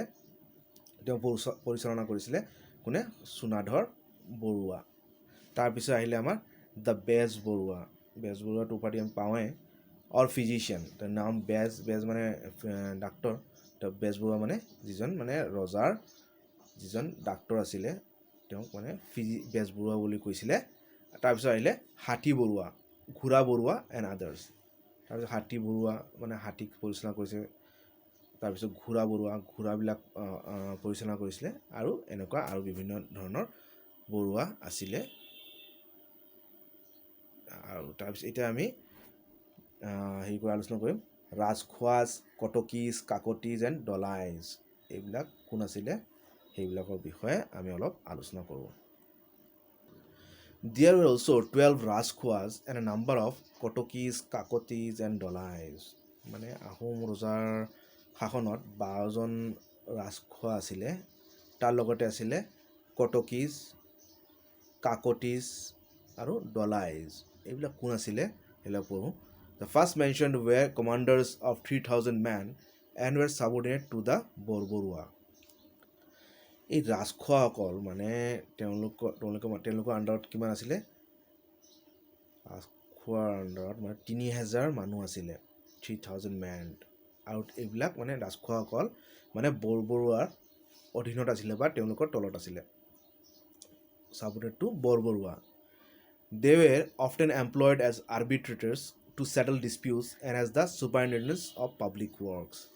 আৰু এই ৰাজখোৱাৰ মানে কাম কি আছিলে প্ৰধান কাম আছিলে মানুহৰ মাজত যিবিলাক কিবা বিবাদ হৈছিলে সেই বিবাদবিলাক তেওঁ মানে হেৰি কৰি দিয়া বিবাদবিলাক মানে সলভ কৰি দিয়া, এইবিলাক সমস্যাবিলাক সমাধান কৰি দিয়া, যাতে মানুহৰ মাজত বিবাদ নহয়। এইটো আছিলে ৰাজখোৱাসকলৰ কাম। আৰু কি কৰিছিলে, যিবিলাক মানে জনসাধাৰণৰ যিবিলাক কাৰ্য আছিলে, কাম আছিলে, পুখুৰী বনোৱা বা কিবা হেৰি কৰা, ৰাস্তা বনোৱা, যিবিলাক মানে জনসাধাৰণৰ যিবিলাক কাম আছিলে, সেইবিলাক তেওঁ কি কৰিছিলে, ৰাজখোৱাসকলে মানে পৰিচালনা কৰিছিলে। তাৰপিছত আহিলে the কটকীজ। The Kotokis acted as agents for the kings in his dealings with foreign states and with the hill tribes. এই কটকীবিলাক মানে ৰজাৰ মানে কি আছিলে, দূত হিচাপে কাম কৰিছিলে। যিবিলাক মানে বাহিৰা ৰাজ্যৰ লগত যদি কিবা যদি আদান প্ৰদান বা কিবা যদি ৰজাৰ যদি কিবা হেৰি আছিলে, কাৰ্য আছিলে, সেই কাৰ্যবিলাক কোনে মানে হেৰি পৰিচালনা কৰিছিলে, এইবিলাক কৰিছিলে কটকীজ। মানে বাহিৰা ৰাজ্যৰ লগতো কৰিছিলে, আৰু যিবিলাক মানে স্থানীয় যিবিলাক পাহাৰুৱা ৰাজ্য বা তেওঁলোকৰ ৰাজ্যৰ যিবিলাক নেতাসকল আছিলে, লিডাৰসকল আছিলে, সিহঁতৰ লগতো এই কটকীসকলে মানে ৰজাৰ হেৰিবিলাক আদান প্ৰদান কৰিছিলে। তাৰপিছত আহিলে কাকতিজ। দ্য কাকতিজ ৱেৰ ৰাইটাৰ্ছ এণ্ড দ্য মানে লিখক আছিলে কাকতিবিলাক। তাৰপিছত ডলাইজ এক্সপাউণ্ডেড দ্য জ্যোতিষ শাস্ত্ৰাছ, মানে যিবিলাক জ্যোতিৰ্বিদ, যিবিলাক মানে আমি এষ্ট্ৰলজি কওঁ ইংৰাজীত, মানে যিবিলাক মানে গ্ৰহ নক্ষত্ৰ তৰা, সেইবিলাক যিবিলাক মানে মানুহৰ ওপৰত কেনেকুৱা প্ৰভাৱ পেলায় সিহঁতে সেইবিলাকৰ বিষয়ে এই ডলাইবিলাকে জ্যোতিষ শাস্ত্ৰবিলাক হেৰি কৰিছিলে, মানে বুজাই দিছিলে ৰজাক। আৰু তেওঁলোকসকলে ডলাইবিলাকে কি কৰিছিলে, কিবা যিবিলাক মানে এই জ্যোতিষ শাস্ত্ৰবিলাক পঢ়ি মানে কিবা এটা কাৰ্যৰ মানে যিটো মানে সেইটো মানে ভাল দিন নিৰ্ধাৰিত, মানে যিবিলাক আমাৰ কি হয় মানে সাধাৰণতে বিয়া বিধি মানে এইবিলাক হ'লে মানে কি হয়, মানুহে সাধাৰণতে ভাল দিন চাই লয়, মানে চন্দ্ৰমতে বা হেৰিমতে কোনটো ভাল দিন হয়, যিটো মানে এষ্ট্ৰলজি কয়, সেইবিলাক কোনে কৰিছিলে, ডলাই কৰিছিলে। ডলাই মানে এই জ্যোতিষ শাস্ত্ৰবিলাক পঢ়িছিলে আৰু নিৰ্ধাৰিত কৰিছিলে কোনটো দিন ভাল হ'ব, মানে ৰজাৰ গুৰুত্বপূৰ্ণ কিবা কৰ্মৰ কাৰণে বা কামৰ কাৰণে কোনটো দিন মানে শুভ হ'ব, সেইটো তেওঁ নিৰ্ধাৰিত কৰিছিলে। তাৰপিছত আহিলে আমাৰ দ্য ষ্টেট অৰ্গেনাইজেশ্যন। আহোম ৰাজ্যৰ যিটো ব্যৱস্থা আছিলে, এইটো কেনেকুৱা আছিলে, এইটো অলপ চাওঁ। With the accession of the nobles, priests and persons of high caste and the slaves, the whole male population between the ages of 15 and 50 were liable to render service to the state. এতিয়া যিবিলাক মানে নবলছ, যিবিলাক মানে হেৰি মানুহ, যিবিলাক মানে জ্ঞানী বা হেৰি মানুহ, গুৰুত্বপূৰ্ণ মানুহ বা পুৰোহিত বা যিবিলাক মানে ডাঙৰ উচ্চ জাতিৰ মানুহ, আৰু যিবিলাক মানে স্লেভছ বা ৰজাৰ যিবিলাক চাকৰ আছিলে, সেইবিলাকৰ বাহিৰে মানে যিবিলাক মানে চব মানুহ, যিবিলাক মানে 15 বছৰৰ বয়সৰ পৰা 50 বছৰৰ বয়সৰ ভিতৰত যিবিলাক মানুহ আছিলে, এই চবেই মানে বাধ্যতামূলকভাৱে মানে ৰজাক মানে ছাৰ্ভিচ প্ৰভাইড কৰিব লাগিছিলে, মানে ৰজাক যিকোনো কামত সহায় কৰি দিব লাগিছিলে। They were known as paiks of foot soldiers. আৰু এই মানুহবিলাকক কি কোৱা হৈছিলে, পাইক বা যিবিলাক মানে ফুট চলজাৰ্ছ, মানে যিবিলাক মানে মাটিত বা স্থল, মানে যিটো মাটিতে হেৰি কৰিছিলে, যুদ্ধ কৰিছিলে, ঘোঁৰাত বা হাতীত নহয়, foot soldiers. A term which was formerly very common in Bengal, where, for instance, it was applied to the guards who surrounded the palace of the independent Mohammedan kings. এই পাইক শব্দটো এই বেংগলতো মানে প্ৰায় কমন আছিলে, আৰু তাতে এই পাইক কোনবিলাক মানুহ বুজাইছিলে, যিবিলাক মুছলিম ৰজাসকলৰ যিটো মানে মহল আছিলে, এই মহলৰ যিবিলাক পহৰাদাৰ আছিলে, পহৰাদাৰবিলাকক পাইক বুলি কৈছিলে। আৰু এই পাইক শব্দটো আহোমসকলৰ ৰাজ্যতো ব্যৱহাৰ কৰা হৈছিলে। দ্য পাইকছ ৱেৰ অৰ্গেনাইজড বাই গটছ, মানে এটা পাইকবিলাক মানে 3টা বা 4টা এটা সমূহ হৈ মানে এটা গোট হৈছিলে, গটছ। এ গট অৰিজিনেলি কণ্টেইন 4 পাইকছ, মানে প্ৰথম মানে গোটত মানে কিমান আছিলে, 4জনীয়া চাৰিটা পাইক মিলি এটা গোট হৈছিলে but in the reign of Rajeshwar Singh the number was reduced to 3 in Upper Assam. One member of each goat was obliged to be present in rotation. এতিয়া কিন্তু ৰজা ৰাজেশ্বৰ সিংহৰ সময়ত এই পাইকৰ যিটো সংখ্যা আছিলে গোটৰ যিটো সংখ্যা আছিলে চাৰিটাৰ পৰা কিমান আনিলে 3টা আনিলে ক'ত উজনি অসমত আৰু এই 3টা বা 4টা যিটো গোট আছিলে তাৰে এজন সদস্যক মানে ৰজাৰ কামত যিকোনো কামত মানে যাব লগা হৈছিলে যেতিয়াই তেওঁক দৰকাৰ হৈছিলে আৰু যেতিয়া মানে তেওঁ গৈছিল ৰজাৰ কামত বা ৰাজ্যৰ কামত যেতিয়া গৈছিলে তেওঁৰ ঘৰখনটো মানে কোনে চাব এতিয়া ঘৰখনৰটো হেৰি আছে বেলেগ যিবিলাক তেওঁৰ পৰিয়াল আছিলে সেই পৰিয়ালবিলাকে কোনে চাব সেই পৰিয়ালবিলাকক মানে চাইছিলে এক গোটৰ বাকী 3জন বা 2জন সদস্যই সেই তেওঁলোকে কি কৰিছিলে বাকী 2জনে বা 3জনে কৰিছিলে তেওঁ কাল্টিভেট মানে খেতি কৰিছিলে আৰু খেতি কৰি তেওঁৰ পৰিয়ালক মানে খাদ্য যোগান দিয়াটো বাকী সদস্যৰ আছিলে গোটৰ এইদৰে মানে গোটবিলাক পৰিচালনা হৈছিলে In time of peace it was a custom to employ the pikes on public works আৰু যেতিয়া মানে যুদ্ধ হোৱা নাছিলে তেতিয়া মানে জনসাধাৰণৰ কামত মানে এই পাইকবিলাকক নিযুক্তি কৰা হৈছিলে And this is how the enormous tanks and the high embanked roads of upper Assam came into existence. আৰু এই পাইকসকলৰ মানে অৰিহণাৰ ফলতে বা তেওঁলোকৰ যিটো মানে সহায় কৰিছিলে বা তেওঁলোকে যিটো কাম কৰিছিলে তাৰ ফলতে কি হ'ল এই যে মানে ডাঙৰ আমি যিবিলাক পুখুৰী দেখা পাওঁ শিৱসাগৰত জয়সাগৰ শিৱসাগৰ যি ডাঙৰ পুখুৰী এইবিলাক মানে কোনে কৰিছিলে এই পাইকসকলে খান্দিছিলে and the high embanked roads of Upper Assam আৰু যিবিলাক মানে ৰাস্তা যিবিলাক ডাঙৰ নদী মানে বান্ধ আছে ডাঙৰ এই বান্ধবিলাকো বৃহৎ বান্ধবিলাকো কোনে এই পাইকসকলে বনাইছিলে উজনি অসমত which are still a source of wonder to all who see them আৰু আজিও এই পুখুৰীবিলাক বা এই ৰাস্তাবিলাক উজনি অসমৰ মানুহে দেখিলে মানে বিচম্বিত হয় যে এনেকুৱা ধুনীয়া মানে তেওঁলোকৰ কাৰ্য আছিলে বা আহোমসকলৰ মানে যিবিলাক যিটো পৰিচালনা আছিলে ৰাজ্যৰ সেইটো অতি সুন্দৰ বা ধুনীয়া আছিলে When war broke out 2 members of a Govt or even 3 might be called on to attend at the same time আৰু যেতিয়া কিবা যুদ্ধ হৈছিলে যুদ্ধৰ সময়ত মানে 2 members of Govt or even 3 মানে এই গোটৰ পৰা 2জন বা 3জনো মানে গোটেই মানে গোটৰে মেম্বাৰ মাতা হৈছিলে যাব লগা হৈছিলে এই যুদ্ধত মানে যাবলৈ যুদ্ধত মানে অংশগ্ৰহণ কৰাৰ কাৰণে গোটেই গোটকে মাতা হৈছিলে The pikes were further arranged by khels এই পাইকসকল আকৌ মানে খেলত বিভক্ত হৈছিলে মানে তেওঁলোকৰ পাইকবিলাকক আকৌ খেলত মানে হেৰি কৰা হৈছিলে বিভাজন কৰা হৈছিলে which are provided with a regular gradation of officers আৰু এই খেলবিলাকক মানে একোটা মানে বিষয়া দিয়া হৈছিলে তেওঁলোকক পৰিচালনা কৰাৰ কাৰণে 20 pikes were commanded by a bora মানে এজন বৰাৰ আণ্ডাৰত 20জন পাইক আছিলে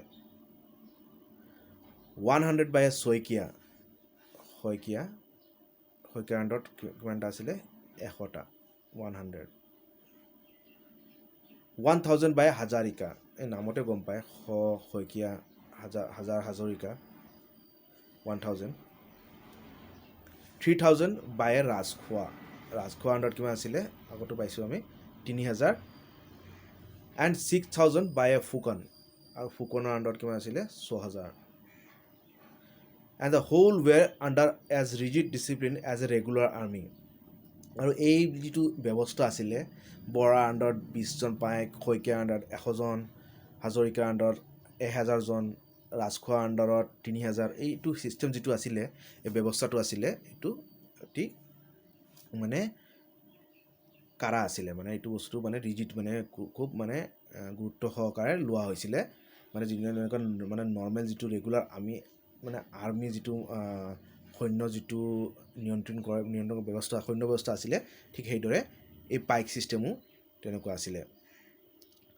The Pikes, however, were entitled to nominate and claim the dismissal of their Boras and Soikias and sometimes even of their Hajorikas. এই পাইকসকলৰ হাতত কিন্তু এইটো এটা ডাঙৰ যে বস্তু যে এই পাইকসকলৰ হাতত এইটো পাৱাৰ আছিলে যে তেওঁলোকে চয়ন কৰিব পাৰে যে তেওঁলোকে চয়ন কৰিব পাৰে বা তেওঁলোকে মানে বৰখাস্তও কৰিব পাৰিছিলে যিবিলাক তেওঁলোকৰ বৰা আছিলে বা শইকীয়া আছিলে বা হাজৰিকা আছিলে এইবিলাকক তেওঁলোকে পাইকসকলে চয়ন কৰিব পাৰিছিলে আৰু বৰখাস্তও কৰিব পাৰিছিলে মানে তেওঁলোকৰ অধিকাৰ আছিলে This was a most valuable privilege whereby they were saved from much of the oppression that would otherwise have fallen to their lord. আৰু এই যিটো মানে চয়ন কৰা আৰু বৰখাস্ত কৰা যিটো অধিকাৰ এই মানে পাইকসকলৰ হাতত আছিলে এইটোৱে তেওঁলোকক মানে এই বৰা হাজৰিকা শইকীয়াৰ যিটো মানে যদি নহ'ল হয় তেওঁলোকৰ যিটো মানে অত্যাচাৰ বা তেওঁলোকৰ যিটো মানে ক্ষমতাৰ যিটো প্ৰভাৱ মানে যিটো মানে বেছিকৈ দেখুৱাৰ পৰা তেওঁলোকে বিৰত থাকিছিলে বা তেওঁলোকক পাইকসকলক মানে বেছিকৈ হেৰি কৰা নাই মানে অত্যাচাৰ কৰা নাছিলে কিয়নো যদি অত্যাচাৰ কৰিলে হয় তেওঁলোকে পাইকসকলে তেওঁলোকক বৰখাস্ত কৰাৰো অধিকাৰ আছিলে সেইবুলি তেহেঁতৰ লগত ভাল ব্যৱহাৰ কৰিছিলে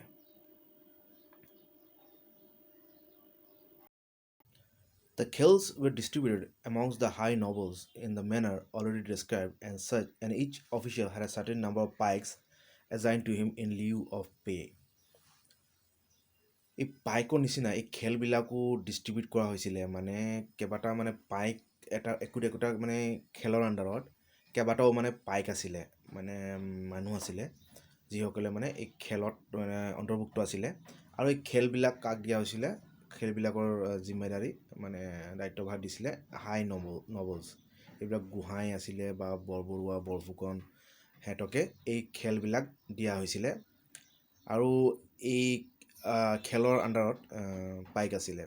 As the Ahom kings came more and more under the influence of Hindu priests,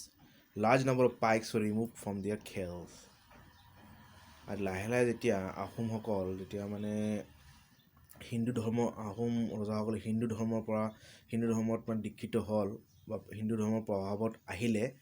তেতিয়া এই পাইকবিলাকৰ মানে ৰাজ মানে সেৱাৰ মানে হেৰি কৰি পৰিৱৰ্তে মানে কি কৰিছিলে ৰাজসেৱা বাদ দি সিহঁতক মানে খেলৰ পৰা ওলাই আনি এই মানে মন্দিৰবিলাকত মানে সেৱা শুশ্ৰূষা কৰাৰ কাৰণে লগাই দিলে বা বামুণসকলক সেৱা শুশ্ৰূষা কৰাৰ কাৰণে লগাই দিলে Some also purchased exemption for service আৰু কিছুমান মানে কি হ'ল এই মন্দিৰত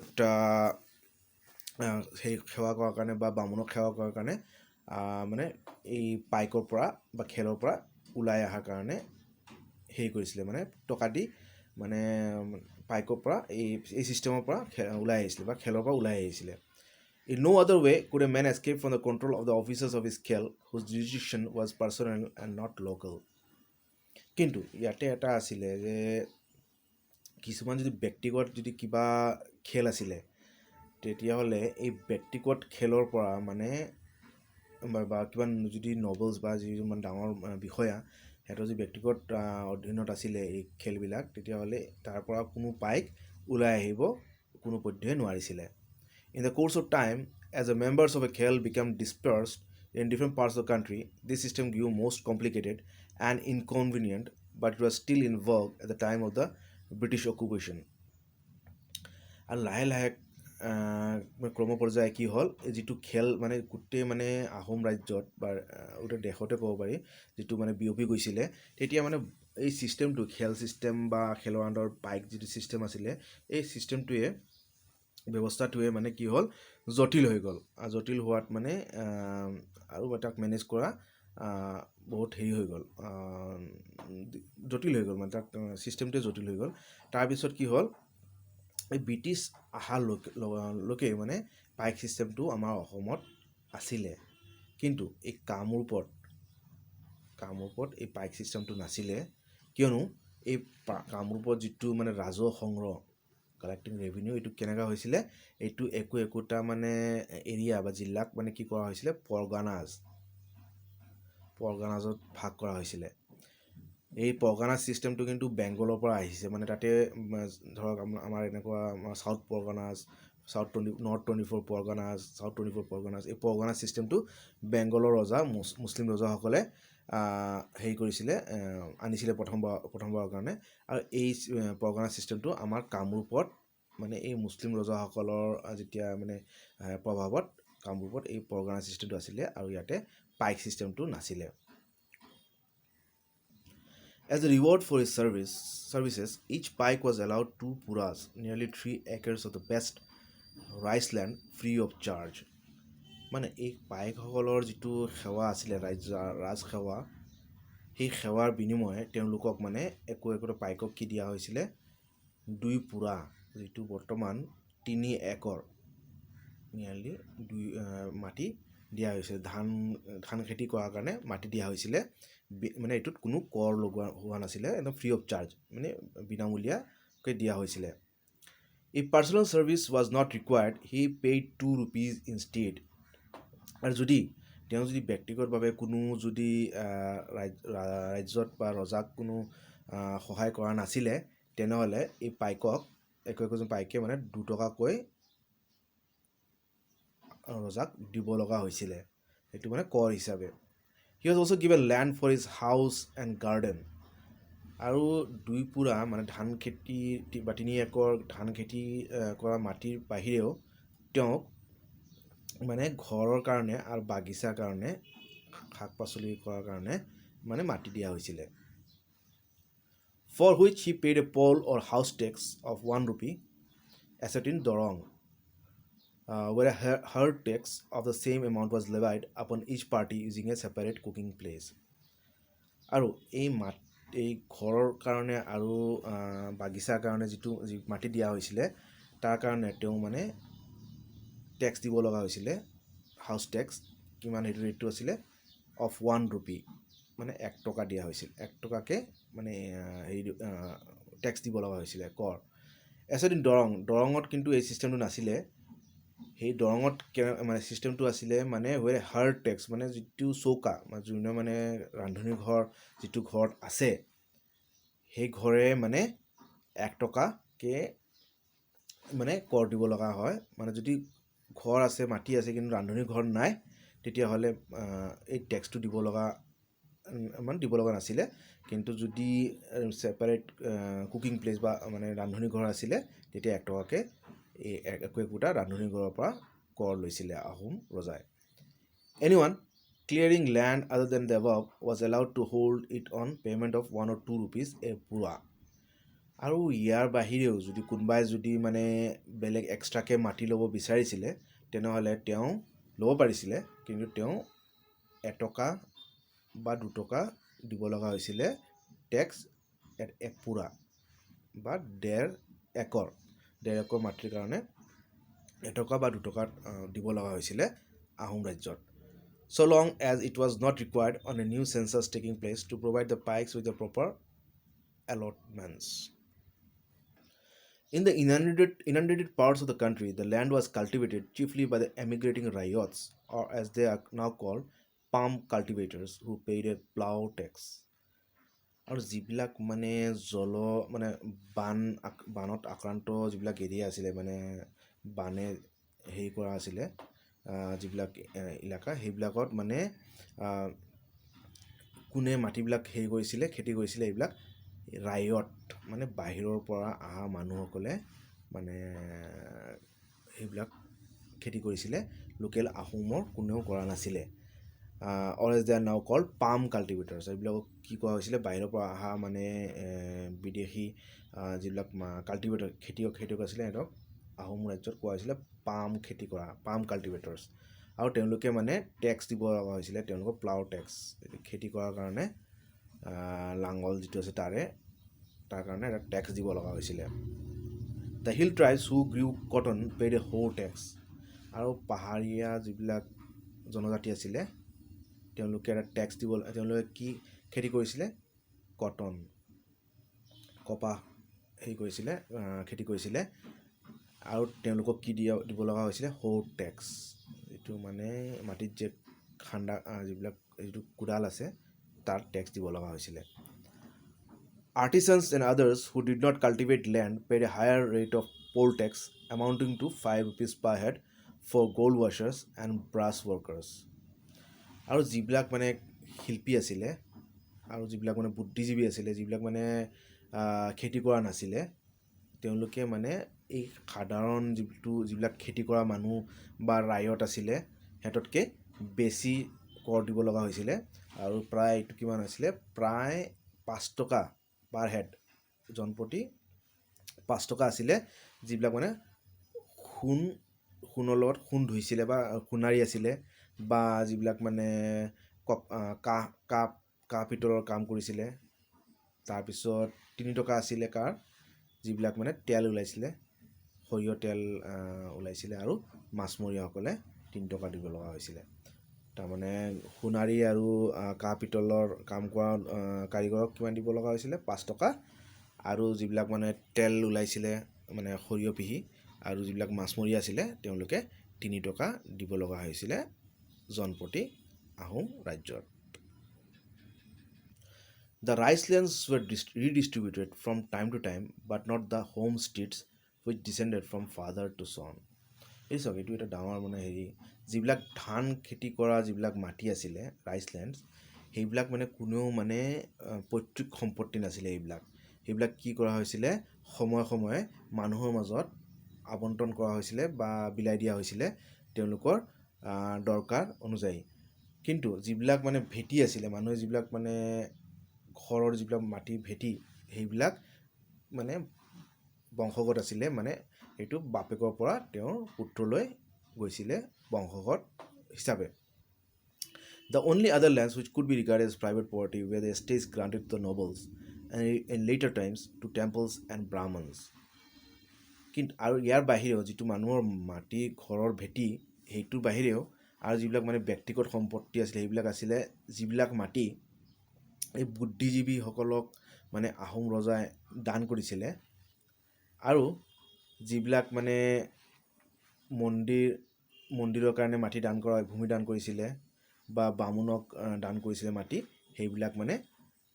ব্যক্তিগত প্ৰপাৰ্টি আছিলে বা সম্পত্তি আছিলে যিটো মানে আহোম ৰজাই আকৌ ল'ব নোৱাৰিছিলে which were cultivated by slaves or servants or by pikes attached to the estate and granted with it আৰু এইবিলাক যিবিলাক মাটি মানে যিবিলাক মানে মন্দিৰত দিয়া হৈছিলে বা বামুণক দিয়া হৈছিলে সেইবিলাকত কোনে খেতি কৰিছিলে সেইবিলাক খেতি কৰিছিলে যিবিলাক মানে চাকৰ আছিলে চাকৰ বা যিবিলাক বনকৰীয়া অৰ বাই পাইক্স এই পাইক্স এই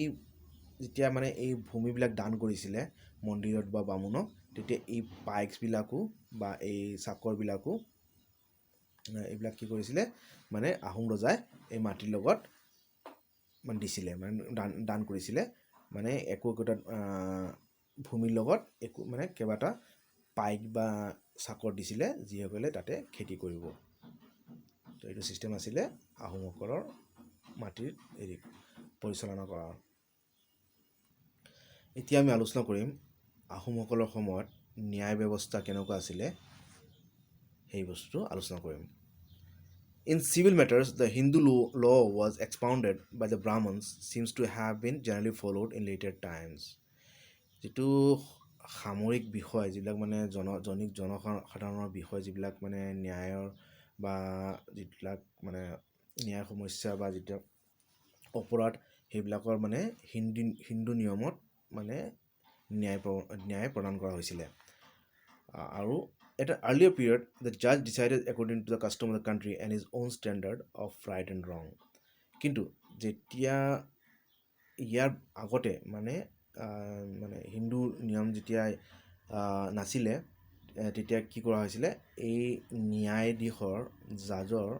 নিজৰ যিজন ন্যায়াধীশ আছিলে তেওঁৰ নিজৰ মতেহে বা যিবিলাক মানে সেই সময়ত প্ৰচলিত যিবিলাক নিয়ম আছিলে তাৰ ভিত্তিতে মানে ন্যায় মানে কোনো অপৰাধৰ শাস্তি দিয়া হৈছিলে শাস্তি বিহা কৰা হৈছিলে আৰু কি মানে কোনটো ভাল কোনটো বেয়া সেইটোৰ ওপৰত মানে সেইটো দেশৰ মানে আহোম দেশৰ সেই সময়ৰ ৰীতি নীতিৰ ওপৰত নিৰ্ভৰ কৰিছিলে কি বস্তু মানে ভাল কি বস্তু ভাল আৰু কি বস্তু বেয়া আৰু তাৰ কি মানে শাস্তি কি হ'ব লাগে বেয়া কৰ্মৰ তাৰ ওপৰত হেৰি কৰা হৈছিলে The joint family system was involved আহোমসকলৰ মাজত যিটো যৌথ পৰিয়াল এই চিষ্টেমটো মানে প্ৰচলিত আছিলে joint family system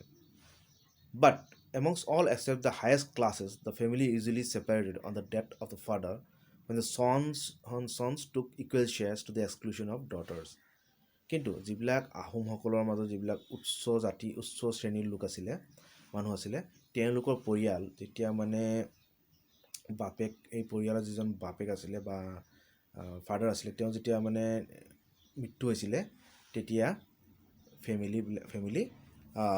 ছেপাৰেট হৈ গৈছিলে বা পৃথক হৈ গৈছিলে মানে একেলগে থকা নাছিলে আৰু তেতিয়া যিবিলাক পুত্ৰসকল আছিলে তেওঁলোকে বাপেকৰ যিটো মানে সম্পত্তি এই সম্পত্তিটো সমানে ভাগ কৰি লৈছিলে কিন্তু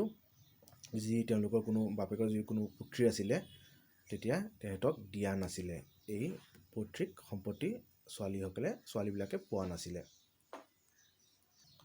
The criminal law was characterized by the greatest harshness যিটো ন্যায় আছিলে মানে অপৰাধৰ যিটো মানে হেৰি আছিলে যিটো দণ্ড মানে যিটো পানিছমেণ্ট সেইটো বহুত মানে কঠোৰ আছিলে মানে কঠোৰ মানে যিমান মানে আটাইতকৈ কঠোৰ মানে শাস্তি আছিলে কোনো অপৰাধৰ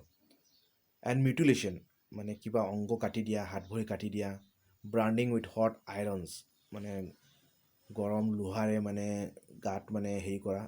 আঘাত দিয়া তাৰপিছত এন ইভেন মোৰ টেৰিবল পানিছমেণ্টছ ৱৰ কমন আৰু ইয়াৰ বাহিৰেও মানে আৰু বেছি মানে জঘন্য বা কঠোৰ শাস্তি আছিলে আহোমসকলৰ মাজত In the case of offenses against the person, the general principle was that of an eye for an eye and a tooth for a tooth. এইটো চাওক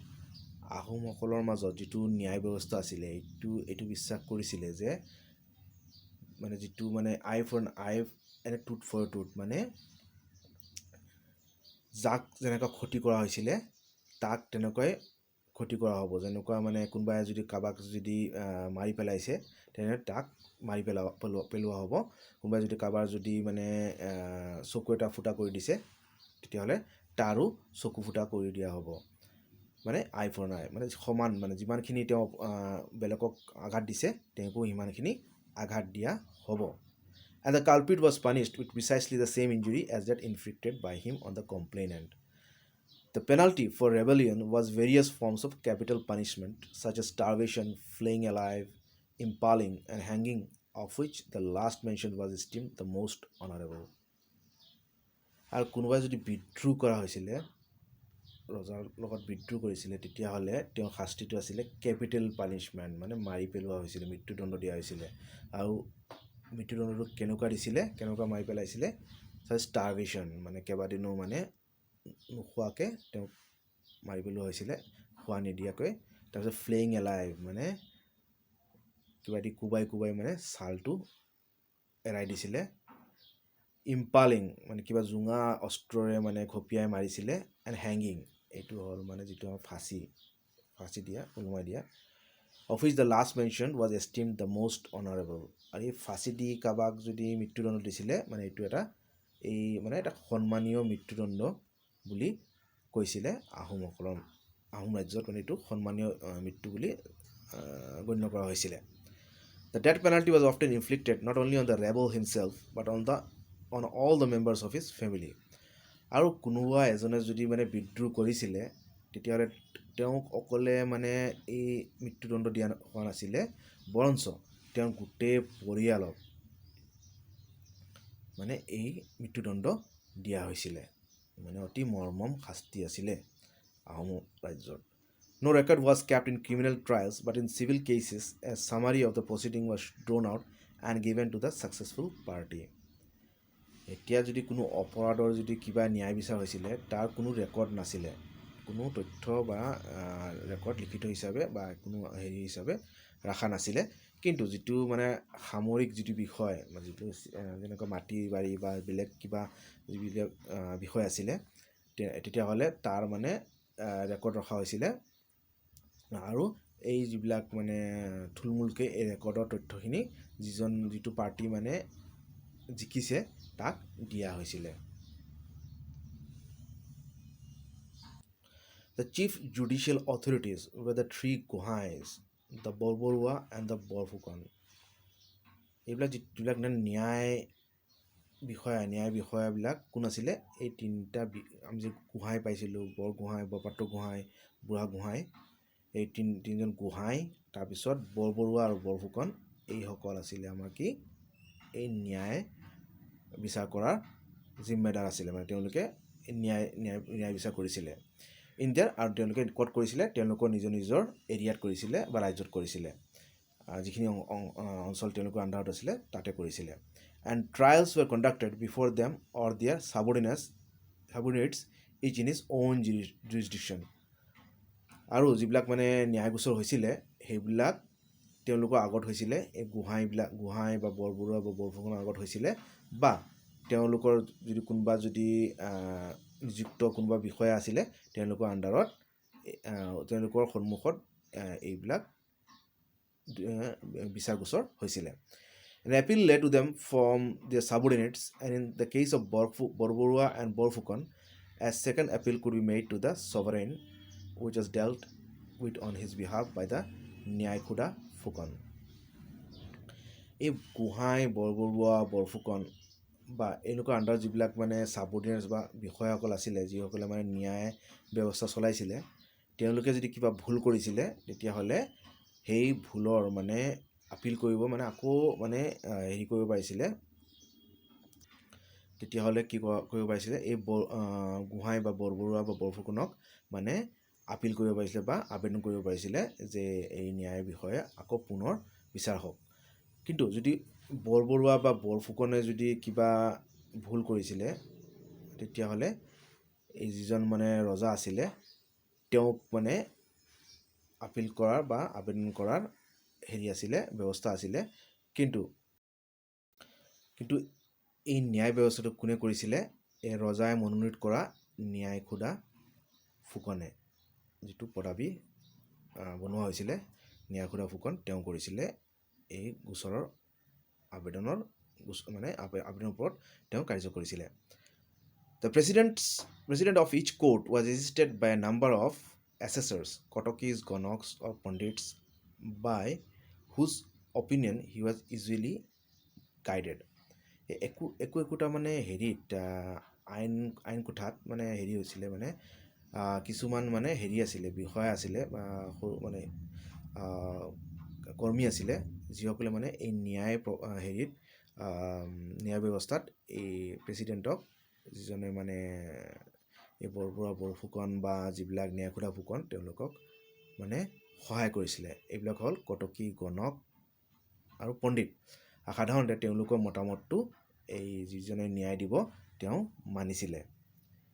Prior to the Moamoria disturbances, the administration of justice is said to have been speedy, efficient and impartial. এই যিটো মোৱামৰীয়া বিদ্ৰোহ হৈছিলে তাৰ আগতে যিটো মোৱামৰীয়া সত্ৰৰ মানুহে যিটো বিদ্ৰোহ কৰিছিলে আহোম ৰাজ্যৰ এগেইনষ্টত, তাৰ আগতে আহোমৰ যিটো ন্যায় ব্যৱস্থা আছিলে আহোম ৰাজ্যত, সেইটো অতি মানে হেৰি আছিলে, স্পীডি, মানে অতি মানে তাড়াতাড়ি হৈছিলে, মানে ইমান পলম নোহোৱাকৈ। আজিকালি যেনেকুৱা 4 বছৰ 5 বছৰ বা বহুত বছৰ লাগি যায়, তেনেকুৱা নাছিলে, স্পীডি আছিলে, মানে সোনকালে মানুহে ন্যায় পাইছিলে। তাৰপিছত এফিচিয়েণ্ট, মানে অতি দক্ষতাৰে এইটো ন্যায় ব্যৱস্থাটো কৰা হৈছিলে, আৰু ইম্পাৰ্চিয়েল, এইটো মানে কোনো পক্ষপাতিত্ব নোহোৱাকৈ ন্যায় বিচাৰ কৰা হৈছিলে। তাৰমানে আহোমসকলৰ সময়ত যিটো ন্যায় ব্যৱস্থা আছিলে এইটো অতি সুদৃঢ় আৰু সুব্যৱস্থিত আছিলে, যিটো বৰ্তমান আমাৰ দেশত দেখা নাযায়, বা আমাৰ দেশত এতিয়া বৰ্তমান ন্যায়টো গমেই পায় বহুত পলমত হয় বা বহুত মানে হেৰি হয়, কৰাপশ্যন আহি যায়। সেইটো আহোম ৰাজ্যত এইটো নাছিলে। তেতিয়া আমি আলোচনা কৰিম স্লেভাৰী বা যিটো গোলাম ব্যৱস্থা বা যিটো চাকৰৰ ব্যৱস্থা আছিলে, এইটো কেনেকুৱা আছিলে আহোম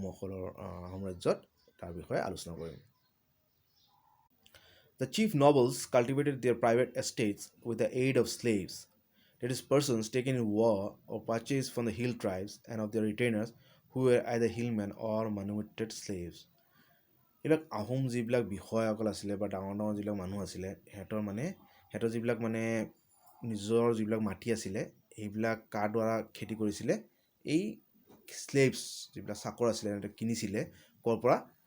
এইবিলাক যিবিলাক পাহাৰুৱা জাতি আছিলে সিহঁতে মানে এই যুদ্ধৰ সময়ত যিবিলাক সৈন্য কৰায়ত্ব কৰা হৈছিলে সেইবিলাকক বিক্ৰী কৰিছিলে আহোমৰ ডাঙৰ ডাঙৰ বিষয়াক, আৰু সিহঁতে এইবিলাক দি নিজৰ মাটি বা মাটিত খেতি কৰিছিলে। These persons were entirely at their master's disposal and they were not required to render services to the state. আৰু এইবিলাক যিবিলাক মানে আহোম বিষয়াসকলে কিনিছিলে স্লেভছবিলাক বা গোলামবিলাক চাকৰবিলাক, সিহঁতৰ মানে নিজৰ মাষ্টাৰ মানে এই বিষয়াসকলৰ মানে যিজনে তেওঁক কিনিছে তেওঁলোকৰ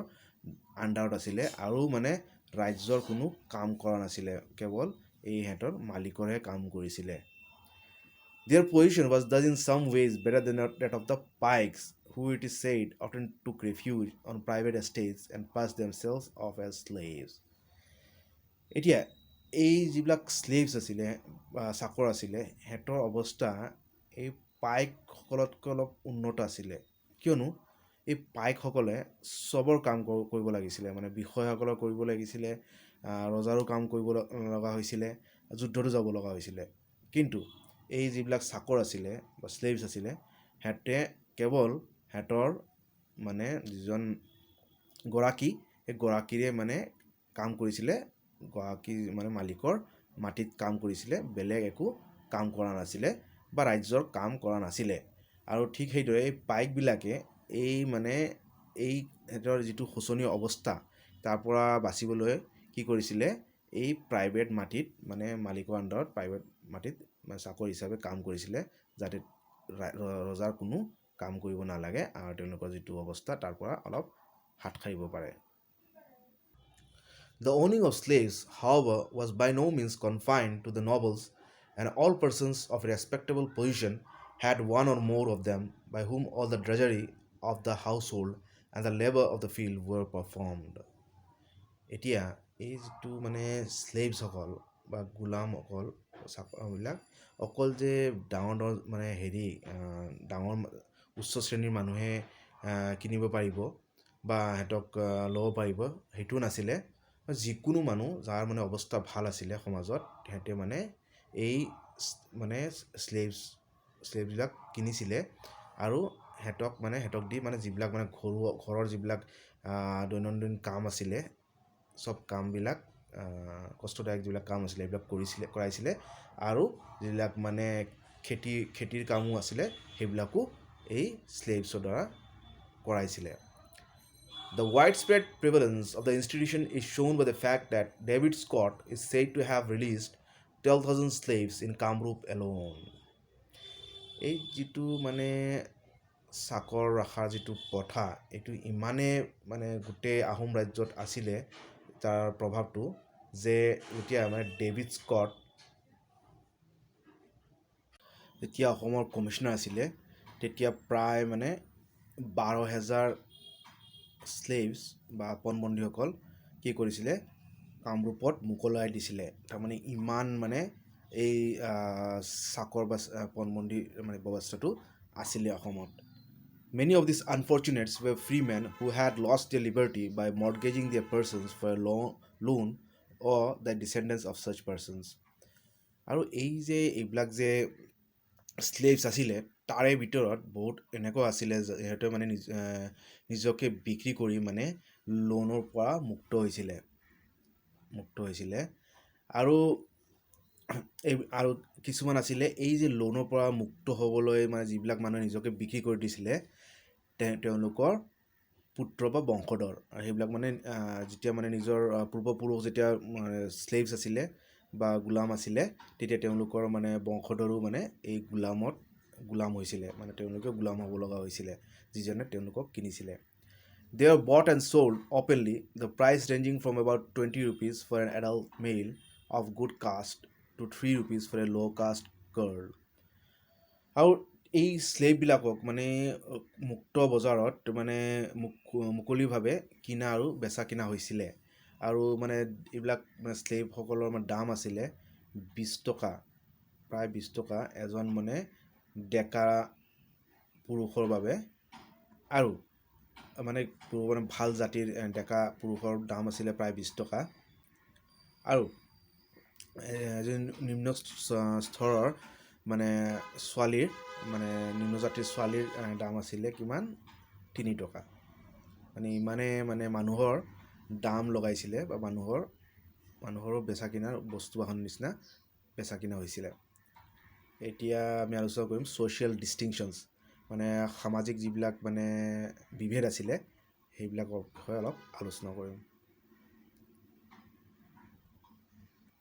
The social distinctions between the aristocracy and the common people, and in later times between the higher and the lower castes, were rigidly enforced.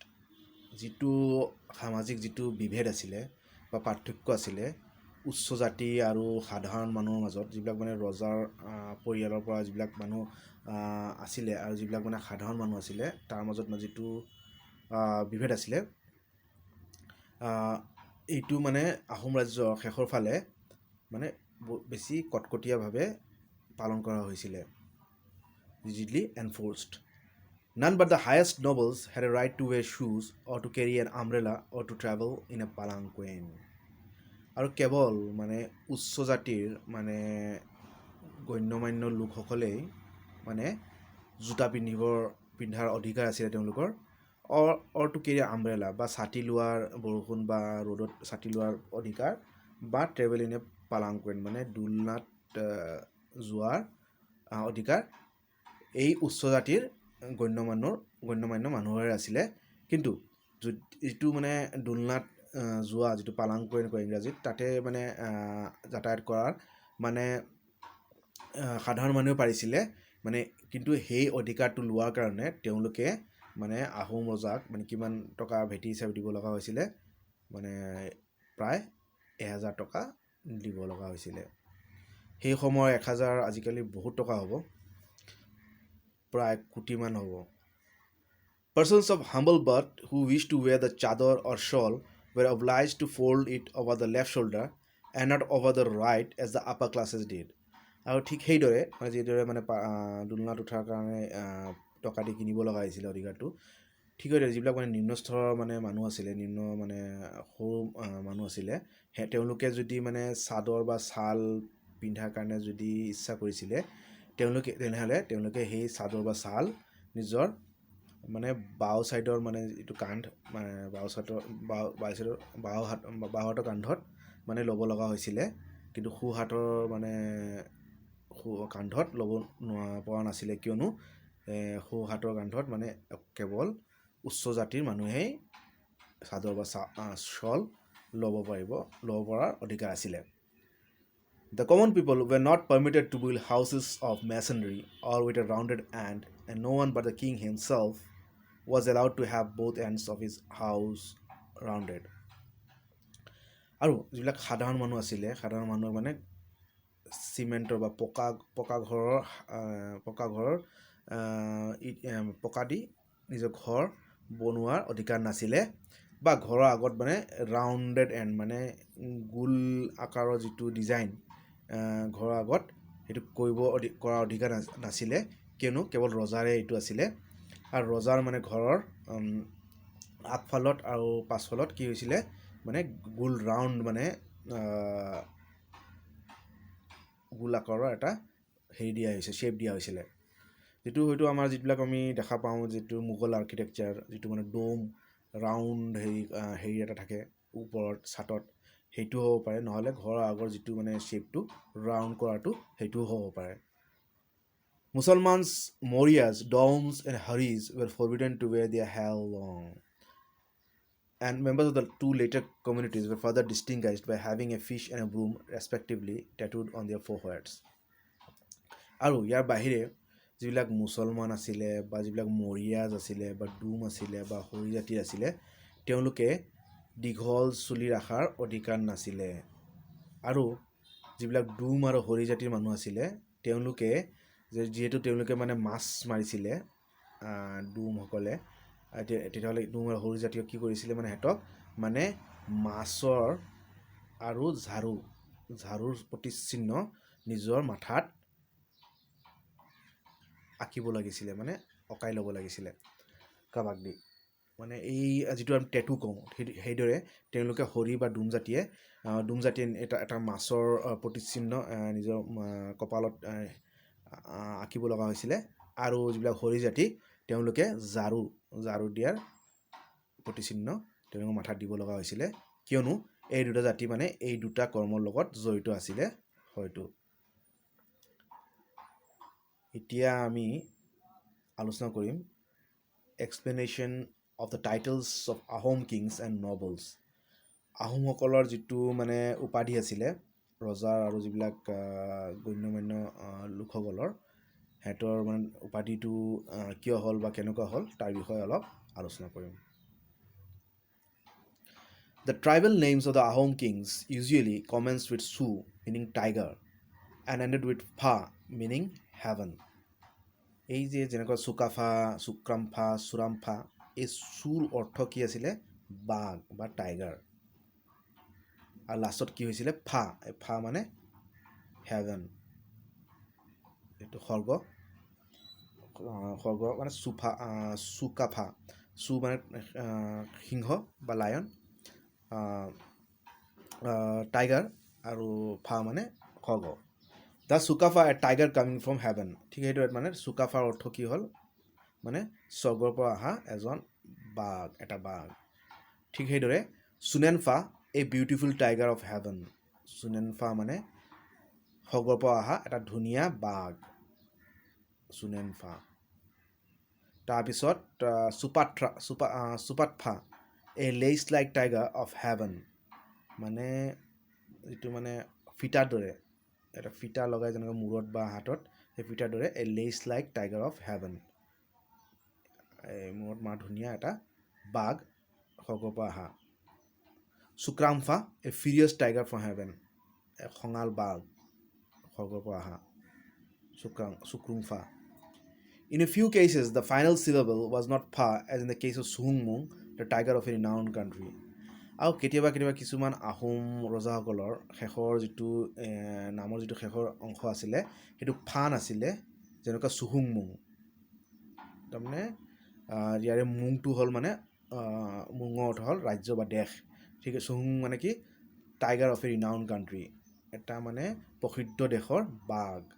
চুহুংমুং। ঠিক সেইদৰে the kings Hindu names were often the Assamese equivalents of those given by the Deodhais. আৰু যিবিলাক হিন্দু নাম আছিলে, এই হিন্দু নামবিলাক যিবিলাক অসমীয়া যিবিলাক মানে পুৰোহিতবিলাক আছিলে, পুৰোহিতসকল, দেওধাই বা পুৰোহিত, আহোম পুৰোহিত, সিহঁতে মানে এই হিন্দু নামবিলাক দিছিলে।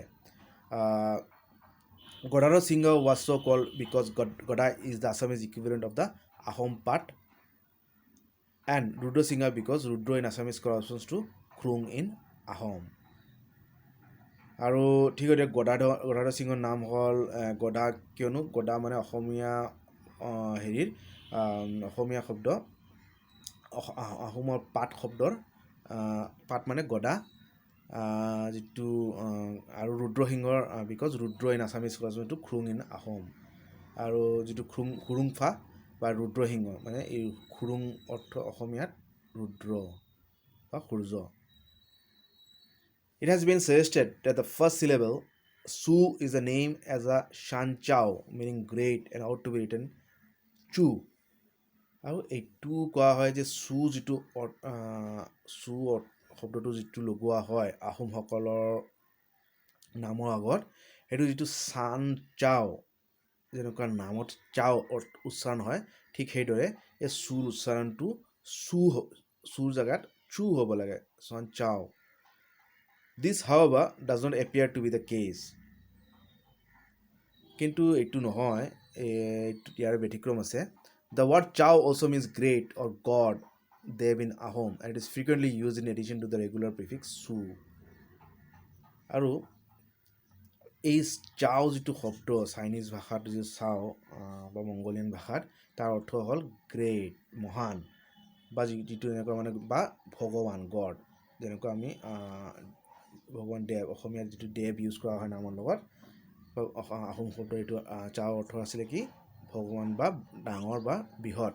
and it is frequently used in addition to the regular prefix su আৰু এই চাও শব্দটো মানে চু লগত প্ৰায় দেখা যায় আহোম নামসকলত নাম ৰজাৰ নামসকলৰ লগত আছিলে Sunanfa for instance is described as Chao Sunanfa on his coins ঠিক সেইদৰে সুনেনফাৰ নাম তেওঁৰ যিটো মুদ্ৰা ছপাইছিলে তাতে চাও সুনেনফা বুলি উল্লেখ আছে on his coins. In this connection, it may be mentioned that the Assamese title Swargadev is a literal translation of the Ahom and Shan Chaufa. আৰু যিটো অসমীয়া উপাধি স্বৰ্গদেৱ আমি যিটো কওঁ সেইটো মানে অসমীয়া ট্ৰান্সলেশ্যন আপোনাৰ আহোম শব্দৰ চাওফা স্বৰ্গদেৱ মানে অসমীয়াত এইটো চান ভাষাত যিটো আহোম বা চান ভাষাত যিটো চাওফা সেইটো অসমীয়াত কি কোৱা হয় স্বৰ্গদেৱ চাও মানে ভগৱান Swargadeo which is also the origin of the Burmese term চাওবোৱা আৰু এই চাওফা আৰু এইটো বাৰ্মিজ শব্দ যিটো চাওবোৱা একেই The word Gohai, the title of the original three great officers of state, is also a translation of the Ahom Chao. ঠিক সেইদৰে যিটো আমি গোহাঁই যিটো বৰপাত্ৰ গোহাঁই বৰগোহাঁই বুঢ়া গোহাঁই আহোম যিবিলাক মানে ডাঙৰ ডাঙৰ বিষয় আছিলে সেই বিষয়টো সেই গোহাঁই শব্দটো মানে আহোমৰ বা চান ভাষাৰ চাও শব্দৰ পৰা আহিছে যিটো অৰ্থ অনুবাদ হ'ল ভগৱান বা মহান In the first instance, the word was Gosai, but the Ahoms pronounced the S as H and the spelling was altered accordingly. এই গোহাঁইটো আচলতে আছিলে গোসাই কিন্তু আহোমসকলে এই স্বৰ উচ্চাৰণ কৰিব পৰা নাছিলে বা স্বৰ উচ্চাৰণটো হ উচ্চাৰণ কৰিছিলে সেইদৰে গোসাইটো হৈ গ'ল কি গোহাঁই হৈ গ'ল The Boguhai was known in Ahom as Sauthaolong, God Old Great. বৰগোহাঁইৰ অৰ্থ কি আছিলে আহোম ভাষাত চাওথাওলুং মানে গড অল্ড গ্ৰেট মানে পুৰণি মহান ভগৱান তাৰপিছত আছিলে Burha Gohain as Chaophangmung god wide country Burha গোহাঁইৰ অৰ্থ আহোমৰ ভাষাত অনুবাদ হ'ল চাওফাংমুং আৰু তাৰ অৰ্থ হ'ল গোটেই ৰাজ্যৰ ভগৱান god wide country and the Borpatra Gohain as চাও চেংলুং আৰু বৰপাত্ৰ গোহাঁই কি আছিলে সেইটো অনুবাদ চাও চেংলুং মানে গড হলি গ্ৰেট মানে পবিত্ৰ মহান ভগৱান The Borbarua was known to the Ahoms as ফুকেলুং আৰু বৰবৰুৱা কি বুলি জনা গৈছিলে ফুকেলুং তাৰমানে মেন নবল গ্ৰেট মহান ব্যক্তি মহান আদৰ্শৰ ব্যক্তি and the Borphukan as Phukanglung male origin great আৰু বৰফুকনৰ অৰ্থ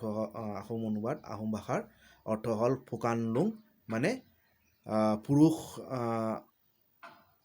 মানে পুৰুষৰ পৰা যিজন মানে আধিপত্য হৈছে মহান পুৰুষ চ' এইবিলাক মানে অতি মানে ইণ্টাৰেষ্টিং মানে আমাৰ আহোমসকলৰ যিবিলাক উপাধি আছিলে তাৰ বিষয়ে মানে তাৰ কাহিনী আৰু তাৰ কেনেকুৱা হ'ল বা তাৰ প্ৰকৃত অৰ্থ কি আছিলে সেইবিলাকৰ বিষয়ে অলপ তথ্য এতিয়া আমি আলোচনা কৰিম origin of the word Assam মানে অসম শব্দটো প্ৰকৃত ক'ৰ পৰা আহিলে বা তাৰ কেনেকুৱা অৰিজিন হ'ল সেইটো বিষয়ে অলপ আলোচনা কৰিম Many attempts have been made to trace the origin of the word Assam বহুতো অনুসন্ধান কৰা হ'ল যে অসম শব্দটো কেনেকুৱা আহিল বা অসম শব্দটোৰ অৰিজিন কি আছিলে Mohammedan historians wrote Assam and in early days of British rule it was spelled with only one S. এই মুছলিম ইতিহাসবিদসকলে অসমক আসাম বুলি কৈছিলে ASHAM আৰু ব্ৰিটিছসকলে অসমক মানে অকল এটা S দি উচ্চাৰণ কৰিছিলে According to some, the word is derived from Assama, meaning uneven, as distinguished from Samatota or the level plains of East Bengal. বহুতো ইতিহাসবিদে কয় অসম শব্দটো মানে অসমা মানে যিটো আমাৰ মাটিৰ যিটো মানে ভৌগোলিক যিটো পৰিস্থিতি মানে পাহাৰ ভৈয়াম সেই অনুপাতে মানে অসমান মানে মাটিটো মানে ভূমি অসমান বা আনইভেন ইংৰাজীত আনইভেন সমান্তৰাল নহয় সেইকাৰণে নামটো অসমত দিছে সংস্কৃত মানে অসমান্তৰাল মানে অসমা ঠিক সেইদৰে চামততা যিটো আছিলে মানে বৰ্তমান ইষ্ট বেংগল বা বাংলাদেশ সেইটো অঞ্চলক কোৱা হৈছে চামতত মানে সমান্তৰাল জেগা লেভেল প্লেইনছ আৰু তাৰ বিপৰীতে অসম আছিলে অসমা মানে আনইভেন বা সমান্তৰাল নহয় This, however, seems unlikely. কিন্তু এইটো তথ্য ইমান খাটাং বা ইমান সঠিক নহয় The term nowhere occurs prior to the Ahom occupation, and in the Basavali of the Koch kings, it is applied to the Ahoms rather than to the country which they occupied. এইটো তথ্য ইমান ঠিক নহয় কিয়নো এই আসামা বা অসম শব্দটো আহোম ৰাজ্যৰ বা আহোমসকলৰ অহাৰ আগতে এই অঞ্চলৰ নাম অসম বুলি কোৱা হোৱা নাছিলে কিয়নো যিটো বাছবলি বা কোচ ৰজাসকলৰ যিটো মানে ইতিহাসৰ সংগ্ৰহ সেই তাতে এই অসম শব্দটো কেৱল আহোমসকলকে বুজাইছিলে বা আহোমসকলৰ আণ্ডাৰত যিটো মানে অধিপত্যত যিখিনি ৰাজ্য আছিলে বা ভূমি আছিলে সেই শব্দকে অসম বুলি বুজাইছিলে There is I think no doubt that the word is derived from the present designation of the Ahoms আৰু ইতিহাসবিদ গাইটৰ মতে যিটো অসম শব্দৰ এই অসম শব্দটো আহোমসকলৰ পৰা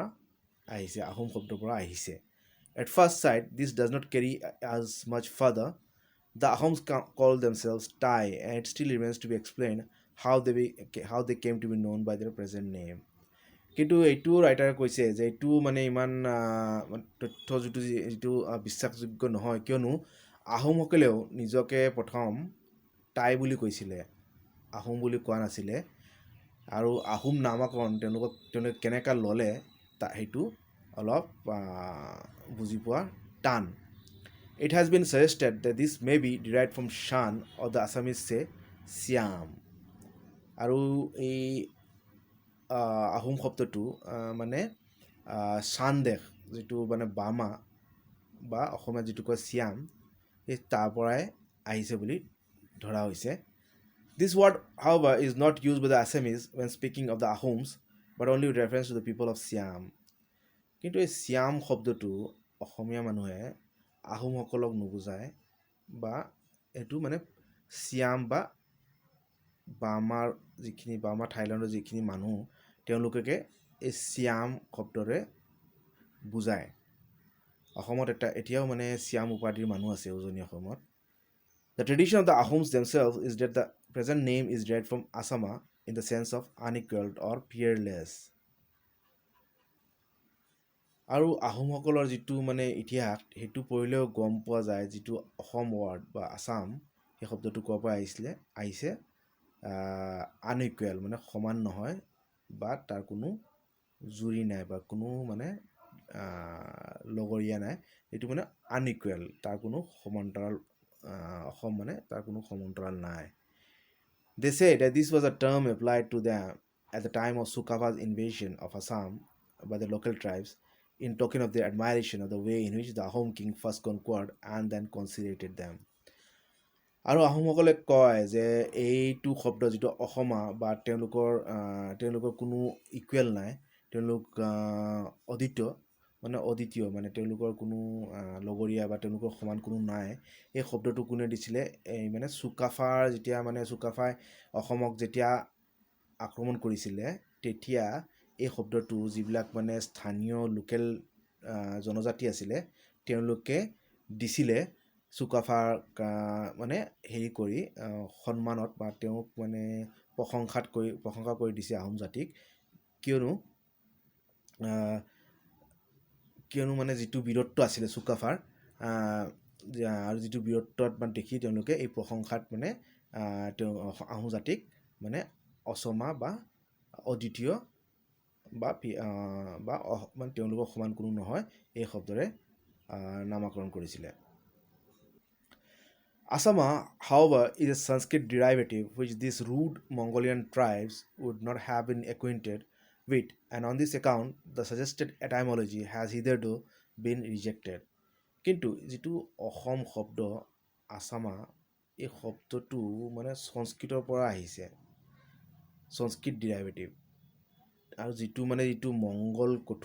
মংগল জাতি তেওঁলোকে এই শব্দটোৰ মানে যে জানিছিলে সেইটো মানে কোনো এইটো মানে ভাবাটো মানে অলপ ভুল হ'ব। তেওঁলোকে এই সংস্কৃত শব্দ যে মংগল জাতিয়ে জানিছিলে বা আহোম জাতিয়ে জানিছিলে সেইটো ৰাইটাৰৰ মতে সম্ভৱ নহয়। আৰু যিটো অসমা ৱাৰ্ডটো যিটো আহোম জাতিয়ে দিছিলে লোকেল ট্ৰাইবে সেই তথ্যটোও মানে খণ্ডন কৰিছে বা ইতিহাসবিদসকলে খণ্ডন কৰে। But although we may smile at the way in which the word is said to have come into use,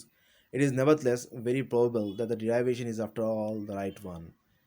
আৰু এতিয়া এইটো কৈছে আমি হাঁহিব পাৰোঁ যিটো মানে আহোম শব্দটো মানে ক'ৰ পৰা আহিলে, কিন্তু যিটো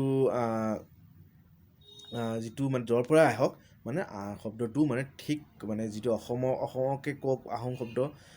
অসমৰ মানে আহোমকে বুজাওক বা অসমৰ যিটো সমান্তৰাল ভূমি তাকে বুজাওক, যি হওক মানে শব্দটো মানে ঠিক নামাকৰণ কৰিছে এই জেগাৰ নামটো অসম বুলি,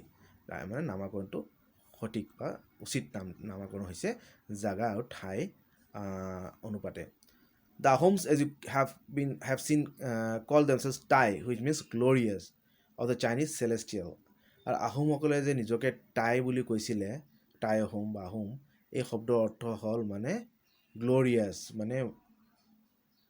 মহান, মানে যাৰ মানে মহান এটা ইতিহাস আছে।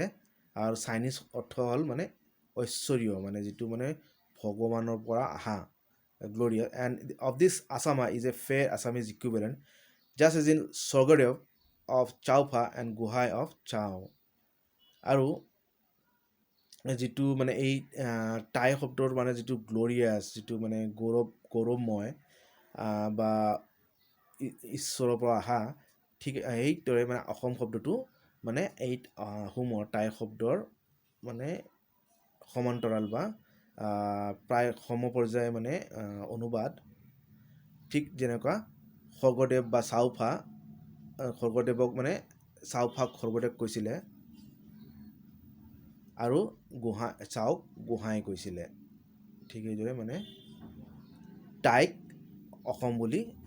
কোৱা হৈছিলে। The softening of the S to H, that is a change from Assam to Aham or Ahom, has its counterpart in the change from Gosai to Gohai.